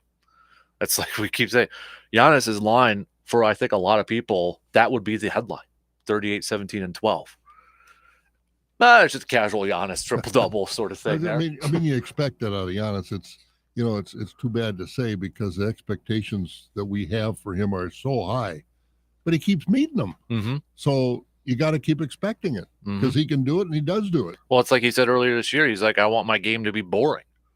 Boring in a sense that the expectation is so high, and that's what he just does every single night. It's like, yep, we are another triple-double for Giannis. That's what he means by boring. And I love his mindset and how he approaches everything too. How he approaches the game and the focus, like I said, very unselfish. And I think that kind of maybe we were talking yesterday about MVP, and the thing that's bugging me is, everybody's talking about, and I'm not saying they don't deserve it, but it's like everybody just is like talking about a 2-person race between Jokic and Embiid for MVP. And it's like Giannis is kind of out of the question or out of the equation. Once in a while, he's like, oh, he's the third guy in this thing. And, he gets knocked because he's got Drew Holiday on his team or this, that, and the other thing. And I get it. You take Joker off. Who else does the Nuggets have? Can you name anybody else on that team? Probably not. Joel Embiid, whatever. But start putting Giannis in that conversation too. And I don't know if it's a Giannis fatigue that people have or what. You put Giannis in Chicago or New York, and he's a runaway winner of the MVP. He's in Milwaukee. It's small market. It just goes with the territory. That's why when a person from Milwaukee, Yelich in baseball here a few years ago, Giannis in basketball, that's a big deal because they don't have the press engine that all these big city teams have. Philadelphia, even Dallas is a huge city. And Denver, Denver is a huge city. Milwaukee is not. Milwaukee is not even 1 million people. And, the surrounding area, yeah, but Milwaukee itself isn't. Mm-hmm. And so you don't have the media down there. You used to have Milwaukee Journal, Milwaukee Sentinel. Now it's the Journal Sentinel. It's all one paper. You just don't have the media that you have. And that makes a big difference. Mm-hmm. No, that was kind of like a grind my gears sort of thing, if you will. It's like, come on, I hope we don't have that fatigue surrounding Giannis right now. But I think if you put all that on the table too, which team do it? What I with the 76ers and with Denver. I mean, even Tatum's kind of quieted down in terms of MVP talk. I'll take the Bucks as the best shot to win the NBA title, which to me as a fan is more important. So, but you look at the history of the MVP selections. Did Michael Jordan win all the MVPs he should have had? No, but he used his motivation. And has LeBron won all the MVPs he probably should have had? Did Kareem win all the MVPs he probably should have had? The MVP. It's all of a sudden, it's like that year when Malone won it, Karl Malone, and great player. But was he really the most valuable player? His team had a great season, but so did the Bulls. Mm-hmm. But it was time, well, we're going to give it to Jordan again, or can we spread? I think it gets to that point of star fatigue, and they're trying to spread it around a little bit and bring more names into the hat, so to speak. And then you see what an MVP does. Jordan didn't like that Malone won the MVP, went out and took his team apart in the championship. Do you think, this is something I've brought up a couple times, this is actually maybe a receiver defer, first receiver defer before we take a break and then get into it. Receiver defer, when it comes to MVP voting and awards, they should factor in the postseason. I think so. I really do. Because, Ernie Banks was the MVP for the Cubs twice. The Cubs didn't win enough games to mount anything. But Ernie Banks on a team like that, you got to appreciate how great he was. He's hitting well over 300. I don't know how many home, 30, 40, 100 and some RBIs. On a team like that, you put him on the Dodgers or the Giants or the Cardinals, who knows what kind of numbers he would have put up if he'd had good guys around him. So, but I think for the most part, is it fair to the guys that are on teams that don't make the playoffs? You can argue that, like an Ernie Banks. But all in all, most of the time, those guys that are MVP candidates are going to be on pretty good teams because of themselves, because of the way they play and the way they lead. Because Ernie Banks was just stuck in a Cubs uniform is all. Because I go back to when Aaron won his second one. It was between him and J.J. Watt. And a lot of people figured, well, the deciding factor was Green Bay was going to the postseason, Texans were not going to the postseason. But then, you got the other side is like you get those players that get to the postseason, but then they lose in the first game. You know, how much should postseason factor if they get to the championship and that like NFL would have been a bad one because Patrick Mahomes won a Super Bowl, but Patrick Mahomes was the first MVP to win a Super Bowl since I think Kurt Warner or something. Yeah. So it's been a while. And I think in some sports there are biases. Obviously, you look at the Heisman Trophy. Mm-hmm. How many times has a defensive player won it? Woodson, but he played offense as well for Michigan. Yeah. But you look at other than that, I mean, Ndamukong Suh, when he was at Nebraska, was the most dominating player in college football that year. And you give it to some of these quarterbacks that out of Miami and the quarterback out of Nebraska a few years ago, Eric Crouch. Yeah, Eric Crouch. I mean, those guys are the best players in college football. I'm sorry, no way. And so I think there's just too much of that offensive bias in some of those sports, football being one, and in a position bias too. The MVP award in the NBA is so weird. I find it because I was going through a list again yesterday, but like you're telling me like if Jokic wins again, I'm not going to argue with it. It'll be 3 in a row for him, first time since Larry Bird that somebody won 3 in a row. But you look at the list of winners, Kobe won it once. Shaq won it once. Real, I didn't realize that. Yeah, Steve Nash has won it twice. But it's just a weird thing for me. It's like it's such a weird like Kareem's got the most with 6. Then it's Jordan and I think Bill Russell at 5. But it's like Kobe only won it once. And then Shaq only won it once. You got those weird outliers out there. Did Magic Johnson ever win it? Magic won it. Was it 4 times or 3 or 4 times? Oh, he did win it that many times. Yep. Okay. Yep. But that was it. I was doing a little trivia with Luke to test his knowledge. The Lakers have the most most MVPs. It's 10. And then Boston's 8. I think it's Lakers and Boston. Either way, it's Lakers and Boston. But the Bucks are top 5 for MVPs. 3 from Kareem, and then you've got 2 from Giannis. 5 total. So Kareem won 3 in Milwaukee, 3 with the Lakers. So it's just weird. You look at that list and it's like Shaq only got 1. Kobe only got 1. Like, Kobe surprised me as like only 1. Kobe surprised me more than Shaq. Mm-hmm. Wow, I thought he had more than that. Especially like after the years of Shaq. Because it was, no offense to Paul Gasol, but it was Kobe's team over there. Oh yeah, there's no question about that. But the voters are fickle. Let's put it that way. Mm-hmm. And you never know what they base their interpretation of. Is it the most valuable player, the most outstanding player? How are they interpreting what they're supposed to vote on? Mm-hmm. And that's it's an inexact science because people are involved in the decision making. But I'm surprised Kobe only had 1. Yeah. Okay, let's take a break and then we'll do some more receiver defer coming up after these quick words.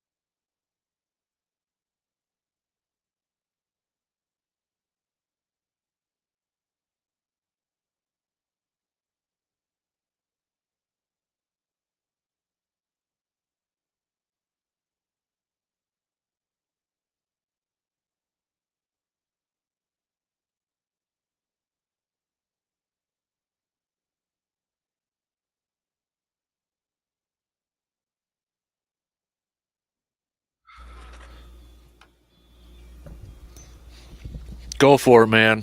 You know, I listened to that commercial where you're talking about the good burgers at Hy-Vee, and the other day I was driving, and you said, so get him a few Dan Good Burgers. I thought you said D-A-M Good Burgers, not D-A-N Good Burgers. Play on words, bro. Yeah, well, I thought, oh my Lord, what did he say?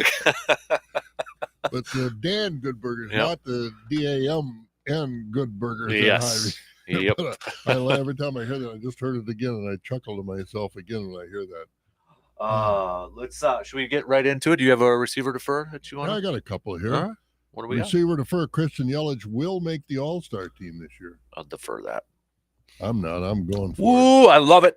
I think he's going to make the All-Star team. I think he's going to have a nice. He might be comeback player of the year. Who knows? I think Christian Yelich is going to have a good year this year. So you thinking like a 270 line, 275, 280? That's what I'm looking at. Yeah, 30 or more home runs. About 30, give or take. Yep. Probably maybe like 80 RBIs if he's at that leadoff role sort of thing. Yep, that's going to limit his RBI opportunities, but I think he's going to have a turnaround year. I think he's going to be on the All-Star team. I love it. All right, what else do you got? Yeah, this one. Receiver defer. Wait, can I get? Is it Badger basketball related? No. Oh, okay, good. No. Receiver defer. The Bears or the Lions will win the division this year, and the Packers will finish last. Oof. You know what? I'll say this. I'll receive. Because if you're asking me to make a pick right now on March 30th, I think the Lions win the division. I think I could see the Packers finishing last, but maybe like a 7-win last in the division. Yeah. I'll go that way. That's the kind of feeling I've got too. In the Bears, if what's his name Fields is healthy, he's going to win some games. I don't know what the Vikings have done or will do to improve that team. They've still got Kirk Cousins, but they've got, what's his name, the receiver, Jefferson. Jefferson, yep. I mean, he's as good as it gets, but I don't think they're going to win 11 games by one score or less like they did last year. But I think it's going to be a time of transition, so to speak, in that division. I'm just curious, can the Lions, they've never been in this position in a long time, maybe as favorites for a division. Been a long 1957 was the last time they won a championship. Yeah. Well, they're about the only team that's never played in the Super Bowl, aren't they? There's a few. Are there? Okay. Yeah. I know the Lions are one, but I think technically the Browns have never played in one either. That's right. Yeah. Jaguars haven't. Mm-hmm. Obviously the Texans haven't. Yeah, Jaguars, Texans, Browns, and Lions are the 4 teams to have never appeared in a Super Bowl. Yeah, and the Browns and the Lions, of course, have a lot of history in the league. But, and I don't know this coach they've got over. He's kind of a unique character. For the Lions? Okay. Yeah. Dan Campbell. And he's got these guys playing to his mentality. But if they get a little crack in the bubble, so to speak, is there going to be some, backlash, so to speak, on the roster? I don't know. I give them credit for what they did against the Packers last year. Mm-hmm. Knocked them out of the playoffs. He got them winning, and the Williams, the kid that played for the Packers, Jamal, yeah, he's with the Saints now. Oh, he did. Oh, he Lions didn't want to. They didn't bring him back. They actually brought in Montgomery from the Bears, the running back. Okay, so there's some transition in the league, and because Williams, Jamal fits New Orleans. Get him to Mardi Gras right away. There you go. But I think it's going to be an interesting season in the division. So I don't know if I can. I'll make this a receiver defer. We were talking about this yesterday. I found this out live on the air yesterday. So Cliff Christo is the Packers team historian. I've gotten a chat with him. Talked to him a lot of times. Yep. Yeah. And so Sports Illustrated, Monday Morning Quarterback, did an article. Remember when Aaron a couple weeks ago said to Pat McAfee that he's in the conversation, arguably best player in franchise history, in the conversation. So what they did, Sports Illustrated, they talked to Cliff Christo, team historian, top 10 Packers of all time, see where Aaron ranks. Number 1, they put Don Hudson. So, yeah. Number 2 was Aaron Rodgers. Bart Starr came in at 9. This was the first I've heard about this, and I'm going to read it, and I want your reaction. This is from Cliff Christo. The 61 and 62 championships, he was kind of along for the ride. Then in 65, he struggled again, but 66, he was MVP of the league. In 67, those last 2 years, he won the big games. He cemented Lombardi's legacy. Many people who knew Lombardi have told me his goal was to win 3 straight championships, and he always questioned whether Bart Starr could be the guy. He twice tried to trade him straight up for Don Meredith, and the Cowboys turned him down. I didn't know that. I don't either. Didn't know that. Then when I was, because Luke was on, so he started looking up, and there was another article from Cliff Crystal. I can't remember who it was, but Lombardi was golfing with somebody, and the clubhouse came and got him and said, "Coach, you got a phone call that you need to come take." It was the Cowboys, and I can't remember who Luke said it was, but when Lombardi came back to his round, he told the guy, he's like, "Cowboys rejected our trade for Don Meredith for Bart Starr." Boy, and as close as Lombardi and Starr were, I mean, Because you and I have gotten to meet Bart and Jerry and all yeah, that. and you've heard the story about how they were in their house in Green Bay, and all of a sudden there's a knock on the door, and it was Vince Lombardi Mm-hmm. came, and they didn't know it at the time, but he came to say goodbye to them because Lombardi knew he was dying. Mm-hmm. And boy, oh boy, that's a story I'd never heard before. I know. I was like, wow.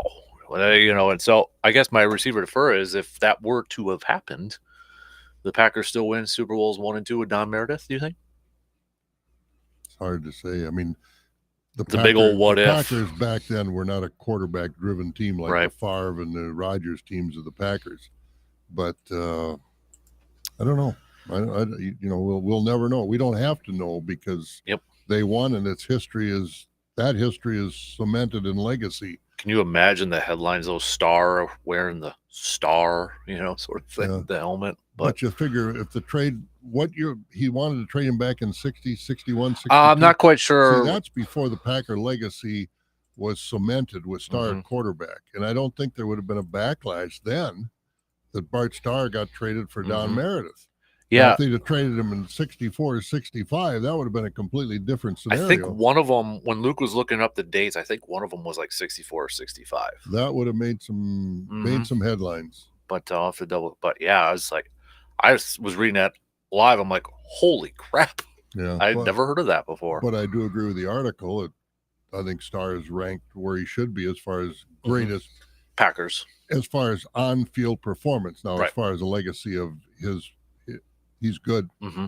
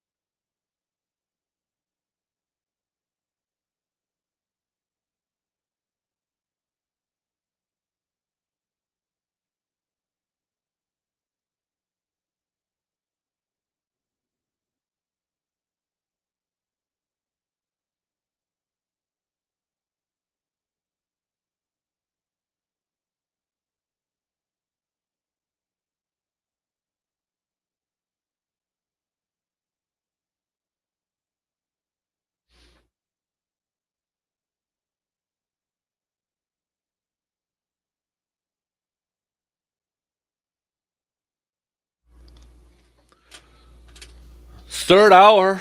Have you got that list of the top 10 Packer football players of all time? I sure do. I'd be interested in seeing that, talking, and I don't know what it is, but we were talking earlier about the bias on positions. Mm-hmm. What is the top 10? All right, you ready for this? Yes, I am. I'd be interested. 10 is Reggie White. Yep. Number 9 is Bart Starr. Number 8, Willie Davis. Number 7, Paul Hornung. Come on, add there. Then we got Herb Adderley at 6. Number 5, Willie Wood, the safety. 4, Forrest Gregg. 3 is Favre. 2 is Rodgers. 1 is Don Hudson. Very well distributed. I like that list because it's got, how many times you're going to have a safety or a cornerback listed as one of your top best players of all time. Or an offensive tackle. Tackle, yeah. So I'm very happy with that list. And I think it's pretty darn accurate. I know when I posted it up, we had a couple people saying Reggie White should be higher. I think, and this is not a knock on Reggie, but it's Packers. Yeah. Limited time. You got to factor the time he spent with the Packers. Not this, he did wonderful stuff and defensive player of the year and all that. But yeah, like what you just said, if we were to factor in his Eagles one, he's probably higher on that list. It's not best player of all time. It's best Packers player of all time. So yeah, I'm trying to think of some other ones that, could be in there. Jimmy Taylor at fullback would be one. Mm-hmm. Jerry Kramer. Mm-hmm. Ray Nitschke. Yes, Ray Nitschke. I'm surprised he's not a top 10, but, it just goes to show you that you got an awful lot to pick from. It's a good problem to have. Good problem to have. You look at some of the other teams that, the Vikings, they only started in 61, so they don't go back that far. But, who they're, you got Alan Page and Carl Eller, and, you got a lot of great all-time players. But Packers history is deeper and it's richer and it's longer. Mm-hmm. That goes a long way to it, too. Yeah. Maybe some people would put James Lofton in there. Would you put him in there? I know he's in the Hall of Fame. A great receiver. But if you ask me, I'd put Sterling Sharp in there before I would James Lofton, because I think Sterling Sharp would have set records that would still not be broken. I mean, it didn't work out for him health-wise, and I'm not belittling James Lofton in any way, shape, or form. He's an all-pro, all-star, Hall of Famer, deserves it. But, he wasn't, I don't know. Was he almost his career doesn't jump out at you. Yeah. Was he almost like kind of like a Woodson, Charles Woodson in an essence, where when Charles Woodson got to Green Bay, he probably wasn't going to be a Hall of Famer, but solidified his Hall of Fame career with Green Bay. Could you say the same about James Lofton, but after leaving Green Bay when he went to the Raiders in Buffalo? And that? Exactly. He had a great career, great player for the Packers, but I think too, you're right. He kind of cemented his legacy at other teams. And Woodson, coming to Packers and winning that Super Bowl, not being able to play the second half, the speech he gave to those guys before he went out in the second half, that went a long way. Mm-hmm. Yeah, and he won Defensive Player of the Year the year before. Yep. So, but I know a couple people mentioned he should be on there, but I think it's, again, the longevity, a focal part of his career. Yeah, the longevity wasn't there for him, and in a Packer uniform. Right. Yep. Exactly. Totally agree. So, but man, I still can't get over that Bart Starr one there. I mean, going to the Cowboys. I'd never heard that before. Never heard that. Man. So, all right. It just goes to show you that you're in Green Bay. And Lombardi got a call. He came back and said, well, they turned down our trade. Now, if that was New York, there's somebody following Lombardi, the coach, every time he does something.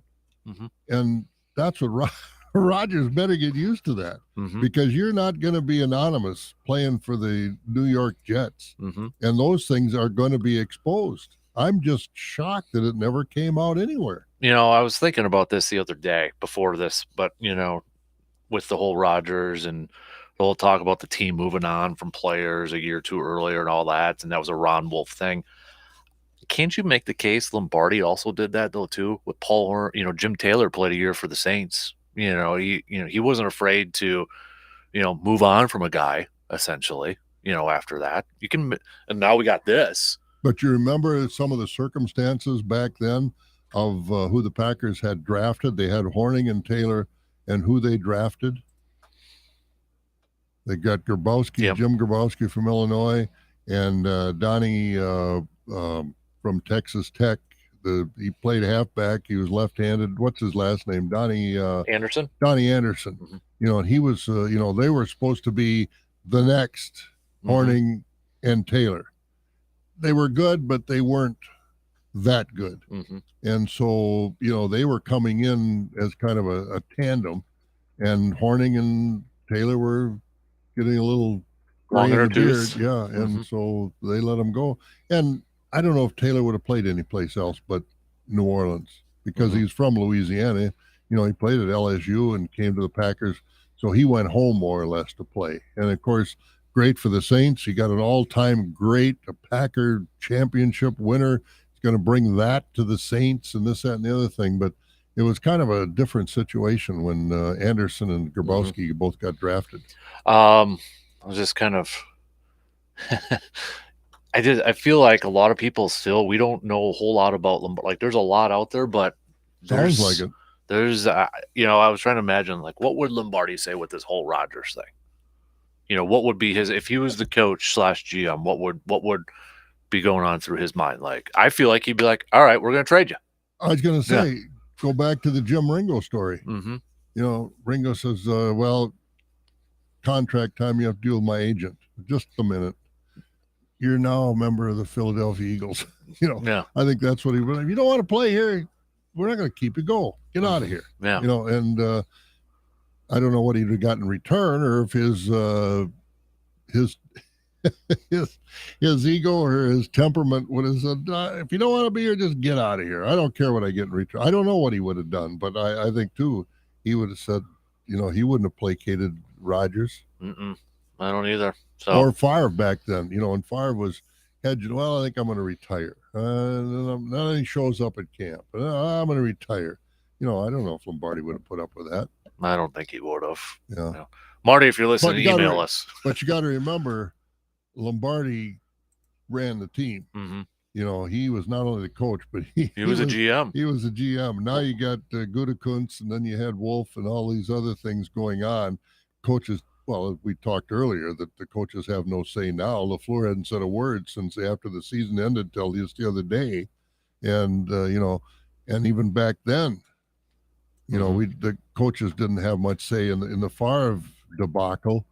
It came across like the coach didn't want to have him here, but I don't think the coach really had much to say about it. No, there's a clip. I was going to see if I can find it on here on YouTube to play, but no. But anyways, it was from a Football Life, and I think it was part of the Lombardi documentary from HBO a few years ago. I think it was the PR guy. It was like when Lombardi first got there, and he's in the stands coaching his team and that, and I think it was Olenicek came down and said, here's a list of suggestions or demands from the board on how you should coach the team. And the PR guy, I can't remember his name, he said he crumpled it up, threw it down, and says, I'll coach the darn teams, or my way, or sort of thing. And it's like, yeah, oh man, that's one guy I wish I could spend 5 minutes with. Yeah, that would have been something, just to, even if you weren't alone with him, but just to be around, just to follow him around, his dealings with his players, his dealings with the management, his dealings with other coaches. You'd love to have been around for that. And I think too, one thing that maybe people don't realize too, of how human rights he was involved with, and so many different. I mean, everybody looks at him and says this strict, tough guy, but players, don't hear a whole lot of negative stuff. Henry Jordan maybe, but as Dave Miranda says, because what was the quote from Henry Jordan? He treats us all the same like dogs, but Dave Miranda said, well, that's because Henry Jordan, you had to kind of treat him like a dog at that point. But you don't hear too many people, for as tough as he was, how negative things about Lombardi though too. No, you talk to and hear it. I didn't talk to him obviously, but you hear their comments or read some of the things they've written. Pretty compassionate guy. Family was first. The Packers were a family, and then the Packers players' family were part of that family. And I think the players, well, they went to war for him. That's the bottom line. And how can you be such a poor team and then turn it around so fast? Mm-hmm. He had to bring something to him. Mm-hmm. Yeah. All right. So opening day here. We're gonna have Jake Bolks coming on at the bottom of the hour. If you got any last second questions, text those babies on over to us. 715-830-1912. And receiver defer. Greg Gard is going nowhere. I was wondering if you were going to break something up. Well, I mean, it's ancient history now. We all know what it was like, and it was disappointing the other night. But he's not going to get fired this year. No, and he said after that game, the question was asked. He said, "Yes, we are very active in the portal. Mm-hmm. You better be." Yeah. I just actually saw an article. I think it was from the Journal Sentinel this morning. The headline was, they're looking. It was like they're looking at wings, guards, and big men. I'm like, okay, everybody then. So well, I laughed in the paper the other day. There was an article kind of about Tyler Wall. The question, is he coming back or is he not? And he made the comment. He said, "Well, I'm looking at a lot of things." He said, "I'm doing some draft stuff." Draft stuff? The Army wouldn't draft you. I mean, I don't know where he thinks he's going to get drafted. I mean, he unfortunately, he played hard. I don't want to get on the kid, but he's just not very good. Mm-hmm. I will say, I think this is a critical offseason, though, for Greg Gard in the program. No question. I think, it's, and I think a lot of that has to do with kind of what we've seen Chris McIntosh do in his young career as athletic director. Like, there's not a whole lot of leeway, Well, you don't want to have these programs, football, hockey. Mm-hmm. You don't want to have these programs crumbling down around you because, let's face it, they pay the bill. And especially football, but basketball, if you start seeing a lot of empty seats in the Kohl Center, that won't work. And I commend McIntosh too. Like he sure isn't, nervous. Like, well, that's a Barry Alvarez guy, so I don't want to, ruffle the feathers. Right? No, that don't matter to him. Mm-mm. Don't matter to him at all. Well, you go back to the time when Gard got in there, and I don't know, Bo Ryan kind of quit in the middle of the season. Remember that? It was in December, yeah. Yeah, and so he kind of left him hanging. So Gard was there, and Gard's won about 70% of his games. Just this year was an absolutely, it's an unbelievable year. If you'd told beginning of the year how this team was going to play, you couldn't imagine it. But so I don't know if Gard was a Barry Alvarez guy or not. But Alvarez couldn't get rid of him. He was winning. Mm-hmm. That team, when Ryan left in the middle of that year, was not doing well. They weren't anywhere close to the tournament. No. Gard got him to the tournament. Sweet 16, too. Yeah, and so I don't know if he was a Alvarez guy or not, but he's not going anywhere. Mm-mm. No. Yeah, especially this, just won the Big Ten championship a year ago. Yeah, and it's going to be April here. There's not going to be. No, I don't think so either. Especially if you wanted like the hot commodity or whoever that might be at this point. So we'll get that off the table. And that game has been hashed and rehashed so many times that nothing new we can add. It's a gang that couldn't shoot straight. Do you got the Final Four here, a little bit different than last year where it was all blue bloods. And that's where I kind of chuckle. It was the opposite. UConn has won before. Do you consider UConn a blue blood? Oh, absolutely. I do. Yeah. I mean, Jim Calhoun's won. Kevin Ollie won one. If they win another one, it's a third different coach with it. I mean, UConn's got history. So, but Miami, FAU, San Diego State.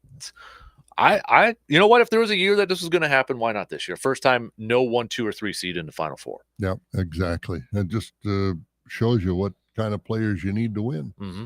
I don't know if you have a rooting interest in any team. If Not there was really. One that I could pick, I'd probably go Miami, Jim Larinaga to win it. Yeah. Ever since George Mason when he got, and he's 72 years old and I like his philosophy. You listen to him and he says, I get the players, I give them a system. Players are determining who's going to win the game. We're there to help guide them. But the players, I can't play. I can't block shots or make a three-pointer. So the players have got to perform. Mm-hmm. I'll give them the opportunity, yep, which he does. And he's been very successful at Miami. He was at George Mason. But, yeah, I guess if there was a sentimental rooting choice for me, too, it would be Larinaga.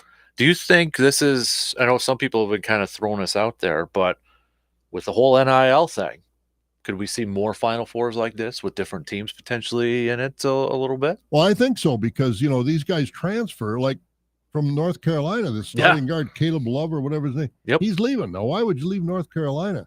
And so what does that mean? Where he's going to go and what kind of an influence he might have on the team he goes to. But yeah, because you don't know who guard brings in next year at Wisconsin. If he brings in, 3 or 4 guys that can play and can score, all of a sudden Wisconsin at this point in time isn't even being thought about.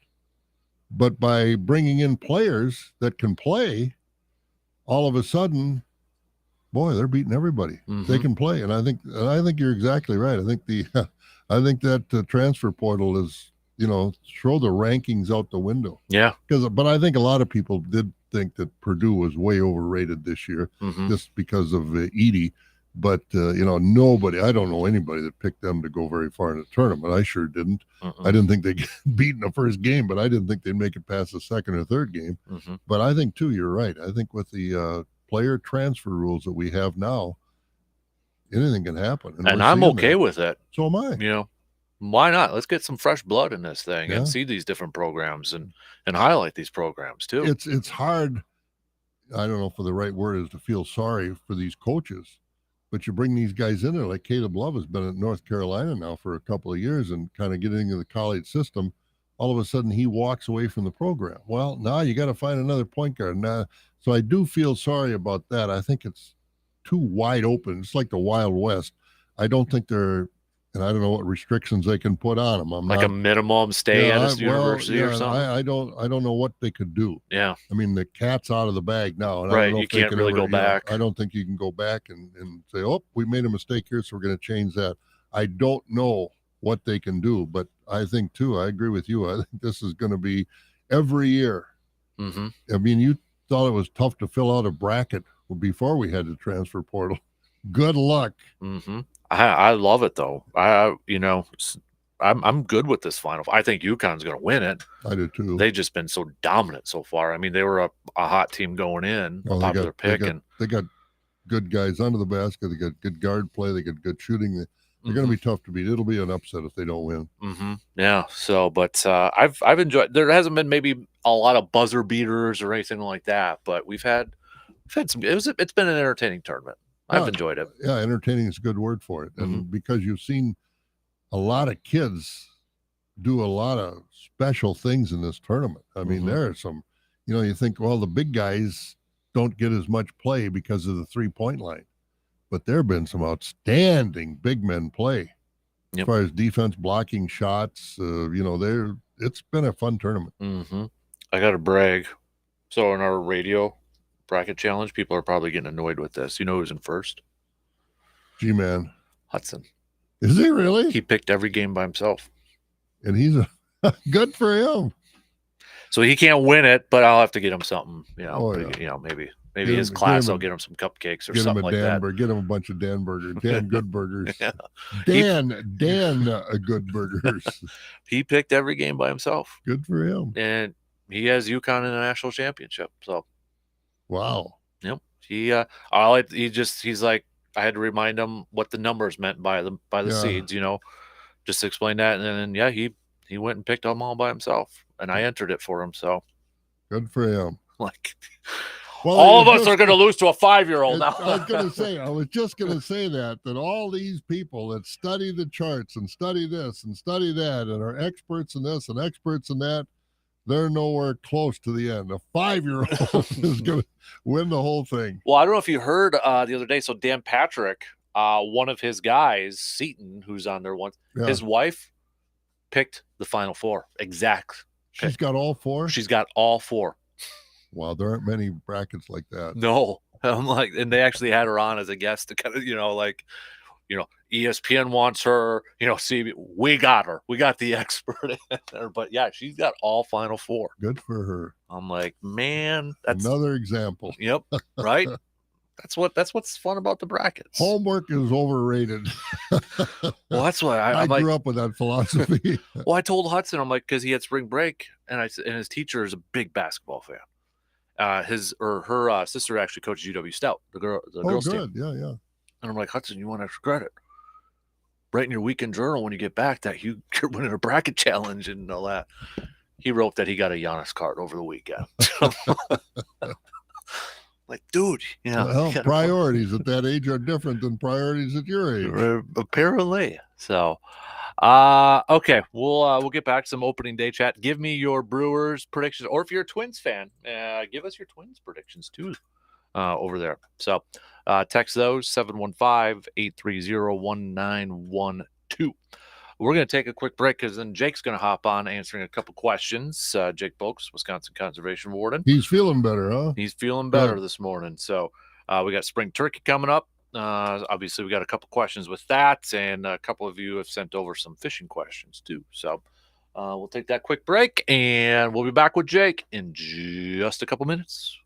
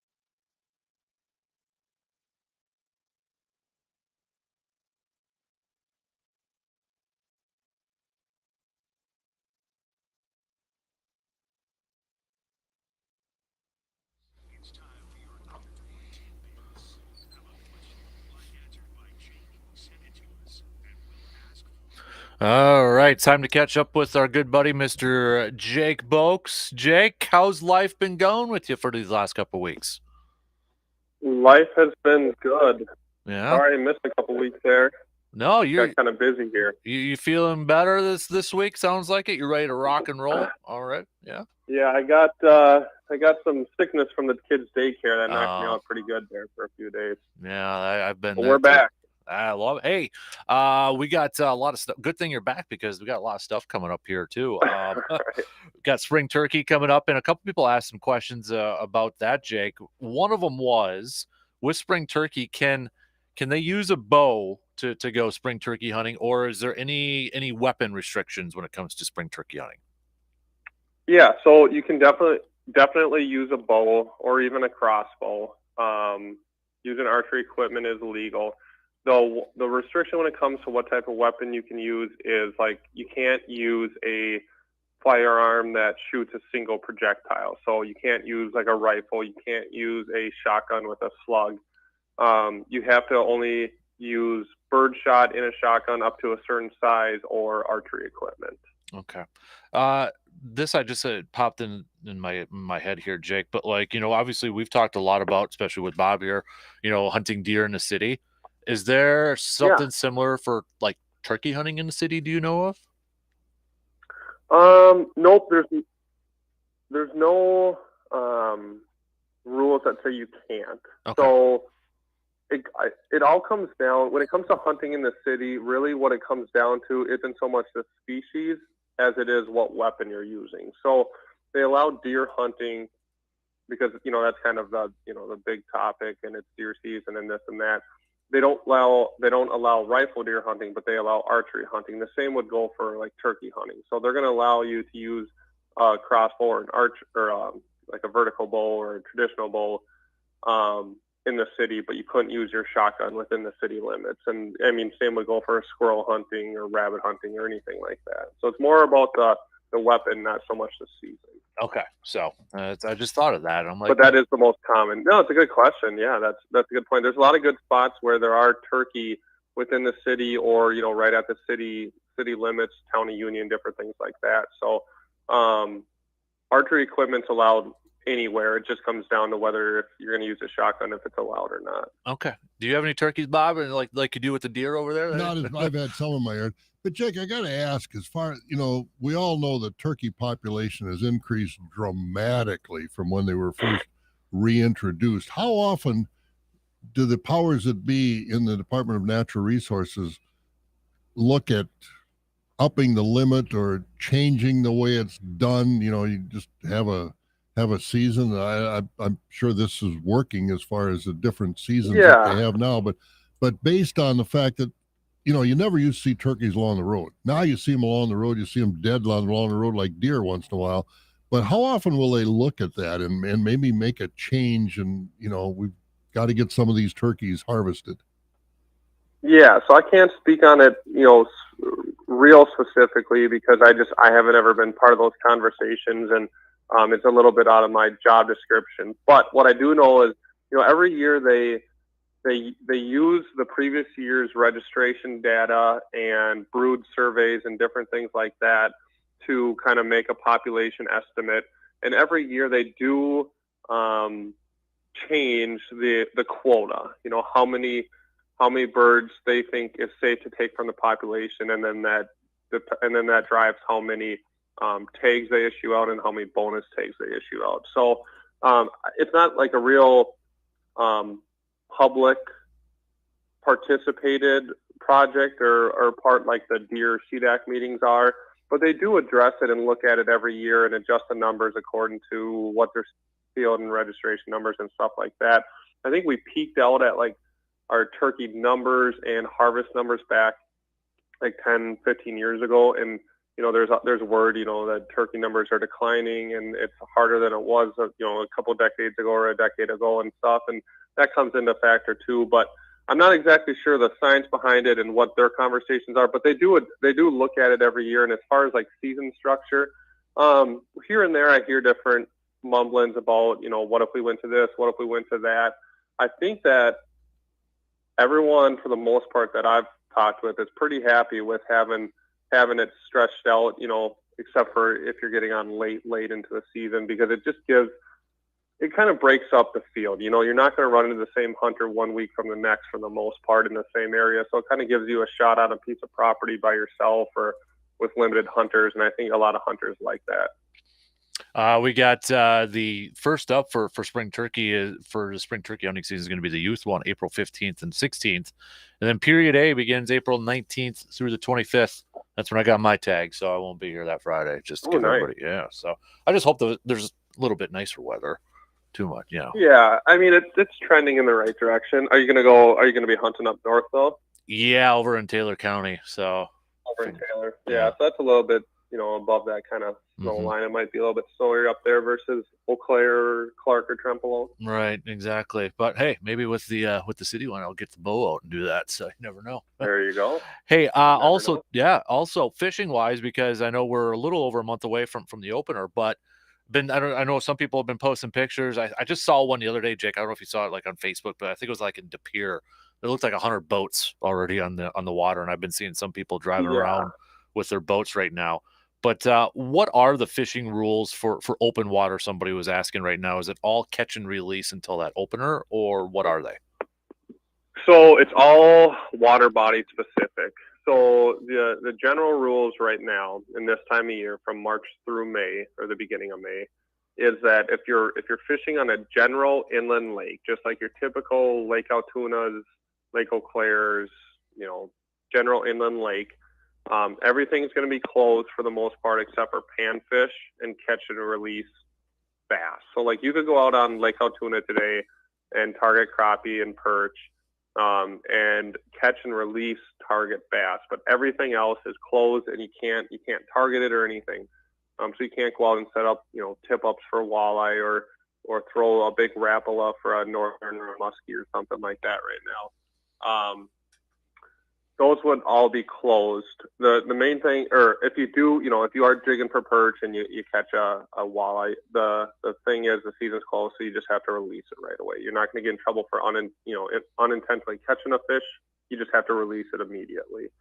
So that's your general rule for like inland lakes. Now, when it comes to like the Fox River, the Mississippi River, even the Chippewa River, Wisconsin River, some of these rivers have what's called a continuous season. Where muskie and sturgeon and paddlefish and all those kind of seasons are closed, but they do allow for like year-round walleye or northern fishing, which is different than the general stuff. So the main thing is if you're interested in fishing right now for something that's not a panfish, you got to make sure to check the regulations. Most likely you'd have to fish a river system until the beginning of May. Interesting. All right. So have you been seeing a lot of boats on the open water, on some open water out there? Is it mostly rivers or? I've seen a fair amount of boats already on like the Chippewa and the Mississippi. So, people are still hitting some ice spots here and there and whatnot, but I'm seeing boats on these warm days going out, and some people are having luck, but the water is still pretty cold. So the fish aren't really, we're excited to get going and enjoy spring and summer, but the fish are still living in that cold 34-degree water, and they're not really ready to kind of spawn and hit that typical spring bite yet. What planet are you living on where we've got warm days? Well, when that sun comes out, you might as well think it's a 70-degree day, it feels like. The sun does feel good. Yeah, definitely. That sun it makes it feel a bit better than it probably is out there. Did you have I got a general question here, Dan. I don't know if you got some specific ones. Nope. But Jake, we've got a bill that's in the Congress now. I'm not trying to get you to talk about policy, but just the general effect. Sure. Having to do with wolves, taking them off the federal endangered species list.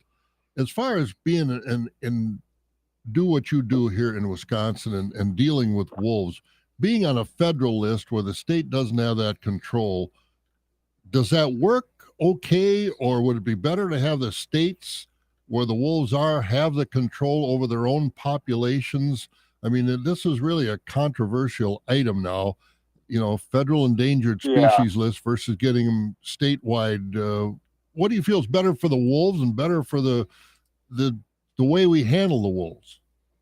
Sure. Yeah, it's obviously it's a hot topic, and it comes up in every meeting and everything that goes on. But, I guess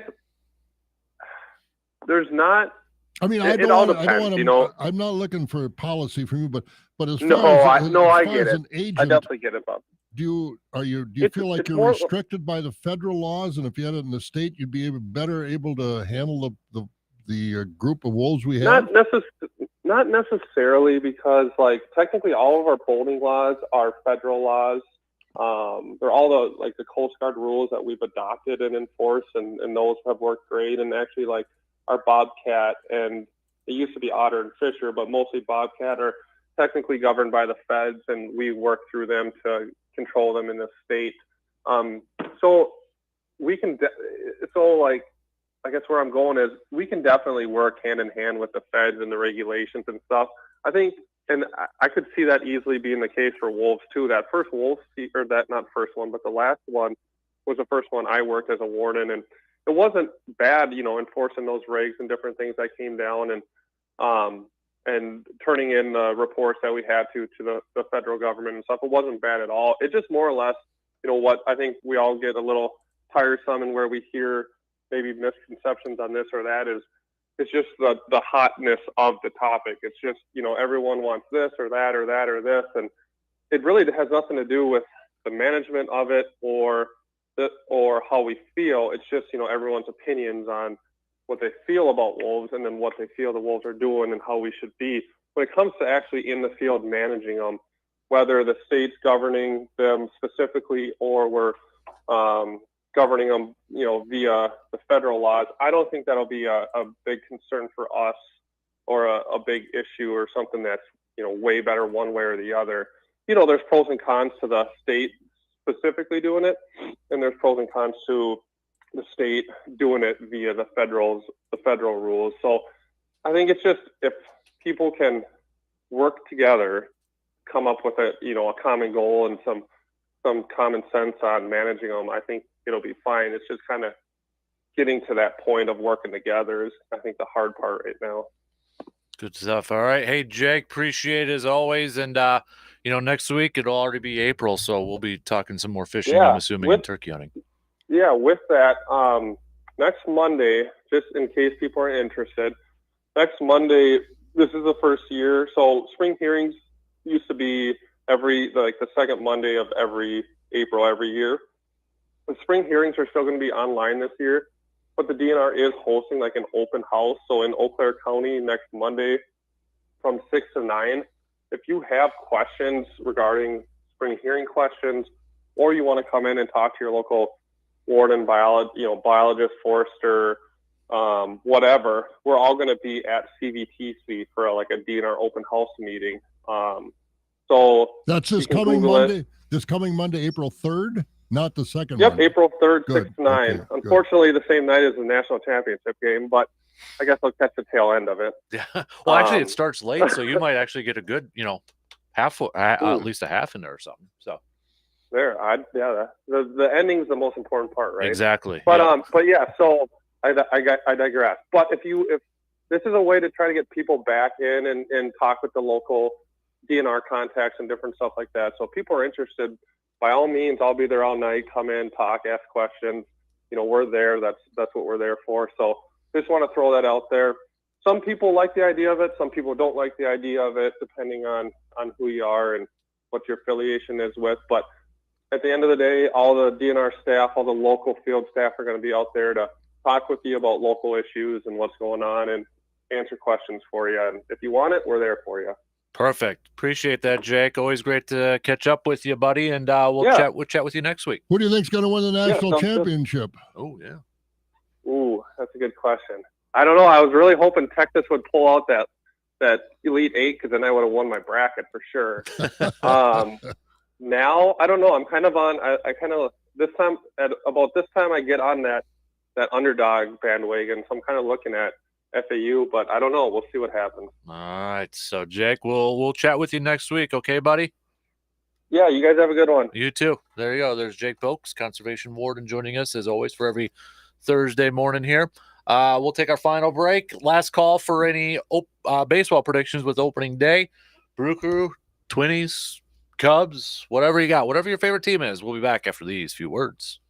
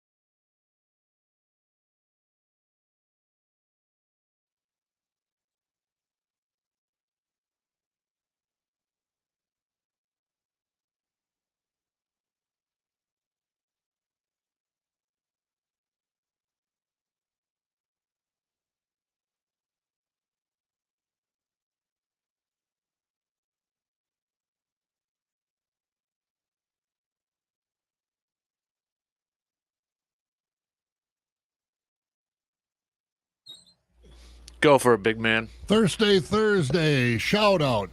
Just found out today is National Doctors Day, so have a good day to all the doctors out there today. Wouldn't be alive without you, in some cases. That's true. In most cases, so should have been tomorrow. Might be alive without you in other cases. That's true. Yeah. It should have been tomorrow if Austin's going to be on. Yeah, so. that's what I just saw. I thought that. But March 30th, National Doctors Day. All right, that's not a bad Thirsty Thursday. I'll go with my Thirsty Thursday. Well, it's opening day, so cheers to opening day. Yeah, exactly. We'll do that one. To a Dan Goodburger. You're just gonna like slowly say that every time I hear that on there, because the way the first time I heard it, I was driving. What did he say? So it's funny that that you are talking about that because Phil from Hy-Vee actually texted me a picture this morning because they've got, as he said, now that's a Dan Good display.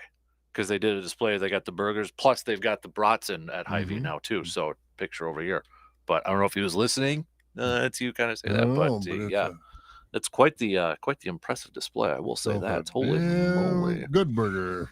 Oh, wow, that is so gorgeous right there. That picture. So, we will be at Hy-Vee later on today. Again, first pitch is about 1:20, but big thanks to Hy-Vee because they're helping support Backyard Dreams. If you go over there, watch the game with us.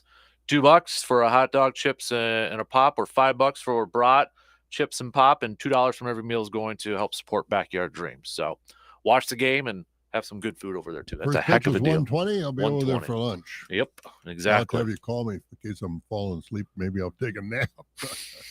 I'll have G-Man call you. How there about you go. That's right. I have him come over and pick me up in his garbage truck, but he's not a garbage man anymore. He's got plenty of time. He could be your Uber. I don't know if you want G-Man driving you. That's the other thing too. Before, not after. It sounds like quite a few of you who have texted in this morning. You're going to be over there too, so that'll be a lot of fun. Be a lot of fun actually. Watching some regular season baseball action too. So, and then tonight, figure out a way to put a game of chance or two together. Ooh, you're always on top of those. Like when you host buses, you're always. Oh, I feel like a nickel millionaire. I got a pocket full of $1 bills that'll choke a horse.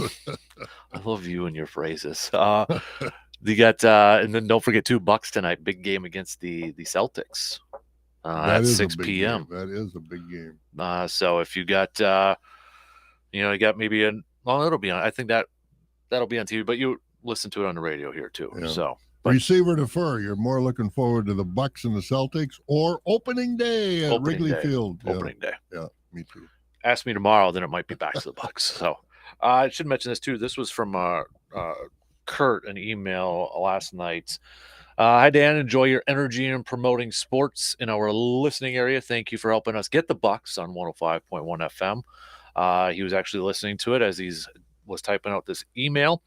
Favorite contributors to the show are, I'm assuming he means you, Bobby B and RJ. I also listen to almost every Brewer game. Ruth and I are excited to be on the bus to Milwaukee for Monday's home opener. Yeah, darn it. I wish I could have been on that bus. Boy, we'll have more. I know it. We'll have more. But nothing's like opening day. Mm-hmm.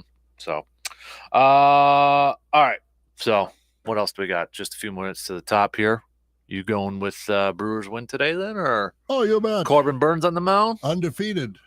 162-0. Let's print the shirts right now.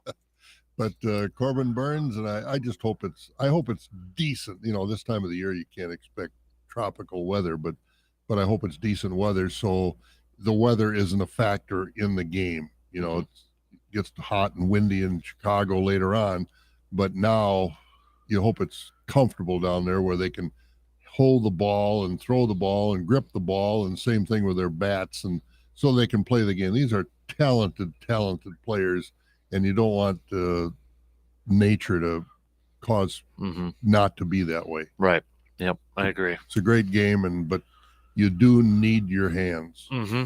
So I'm excited for this. Twinnies, by the way, 3:10 this afternoon. In case we got any, and we got some Twins fans listening to Kansas City. They're in Kansas City. So. Well, yeah, they don't have to it's going to be it gets warmer throughout the day in Chicago from what I was looking at this I morning. would So suppose it'd probably be the same story down in Kansas City. But Mhm. in this time of the year, the wind is a big factor in how comfortable the day is. Yep. What you think will be low scoring today? Again, I think weather's gonna, if the wind's blowing out and it's 50 degrees, could be Mhm. 9 to 6. Who knows? Yeah, you're right. With Wrigley Field, with that wind blowing, it's such Yeah. a difference maker down Yeah. there. Oh, So there's no question about it. one thing that's guaranteed, though, that ivy will not be green. No, the ivy will not be green for a month or two. Nope, not at all. So, all right. So we only got a couple minutes to the top here.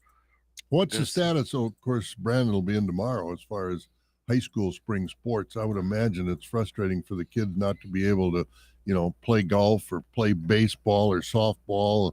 You can always run track, I guess. But boy, oh boy, hopefully this weather changes so we can get a good spring season in for the high school kids. My my high school golf coach we always practiced outside with snow, and we'd have the mats and that. But he would always talk about going ice fishing and hitting golf balls off the ice. Well, he might be listening again. So it's a thin lie. When you're hitting off ice, it's a very thin lie. If you can hit off ice, Uh-huh. you can hit off a pretty closely mown fairway. That's for sure. You know what he did? He was listening last week. And he texted me. He's going to try to qualify for the U.S. Senior Open Good at for Stevens him. Point. Good so deal. I think he shot under par at Wildridge or won over last year. At Well, Wildridge. that'll be kind of fun having that tournament over there at Century World Mhm. because it's a beautiful course. I've been there for years, but I mean all the flowers they've always had over there, and Yep. I played it once or twice, and it'll be a great place. Mhm. Yeah. So Great exposure for Wisconsin. Of course, Stricker and Kelly are very much a part of that. great ambassadors. Well, Yep. and they're right near the top in most of the tournaments they play. So Yep. they're giving Wisconsin some recognition as far as golf. Yep. No doubt about it. All right. We'll see you in a few hours there, big boy. Absolutely. I'm going to get me a dang good burger. The rest of you, hopefully we'll see you over there too. DP and the Danettes, they're up next. Have a good rest of your day. We'll be back at it again tomorrow morning, just past 6.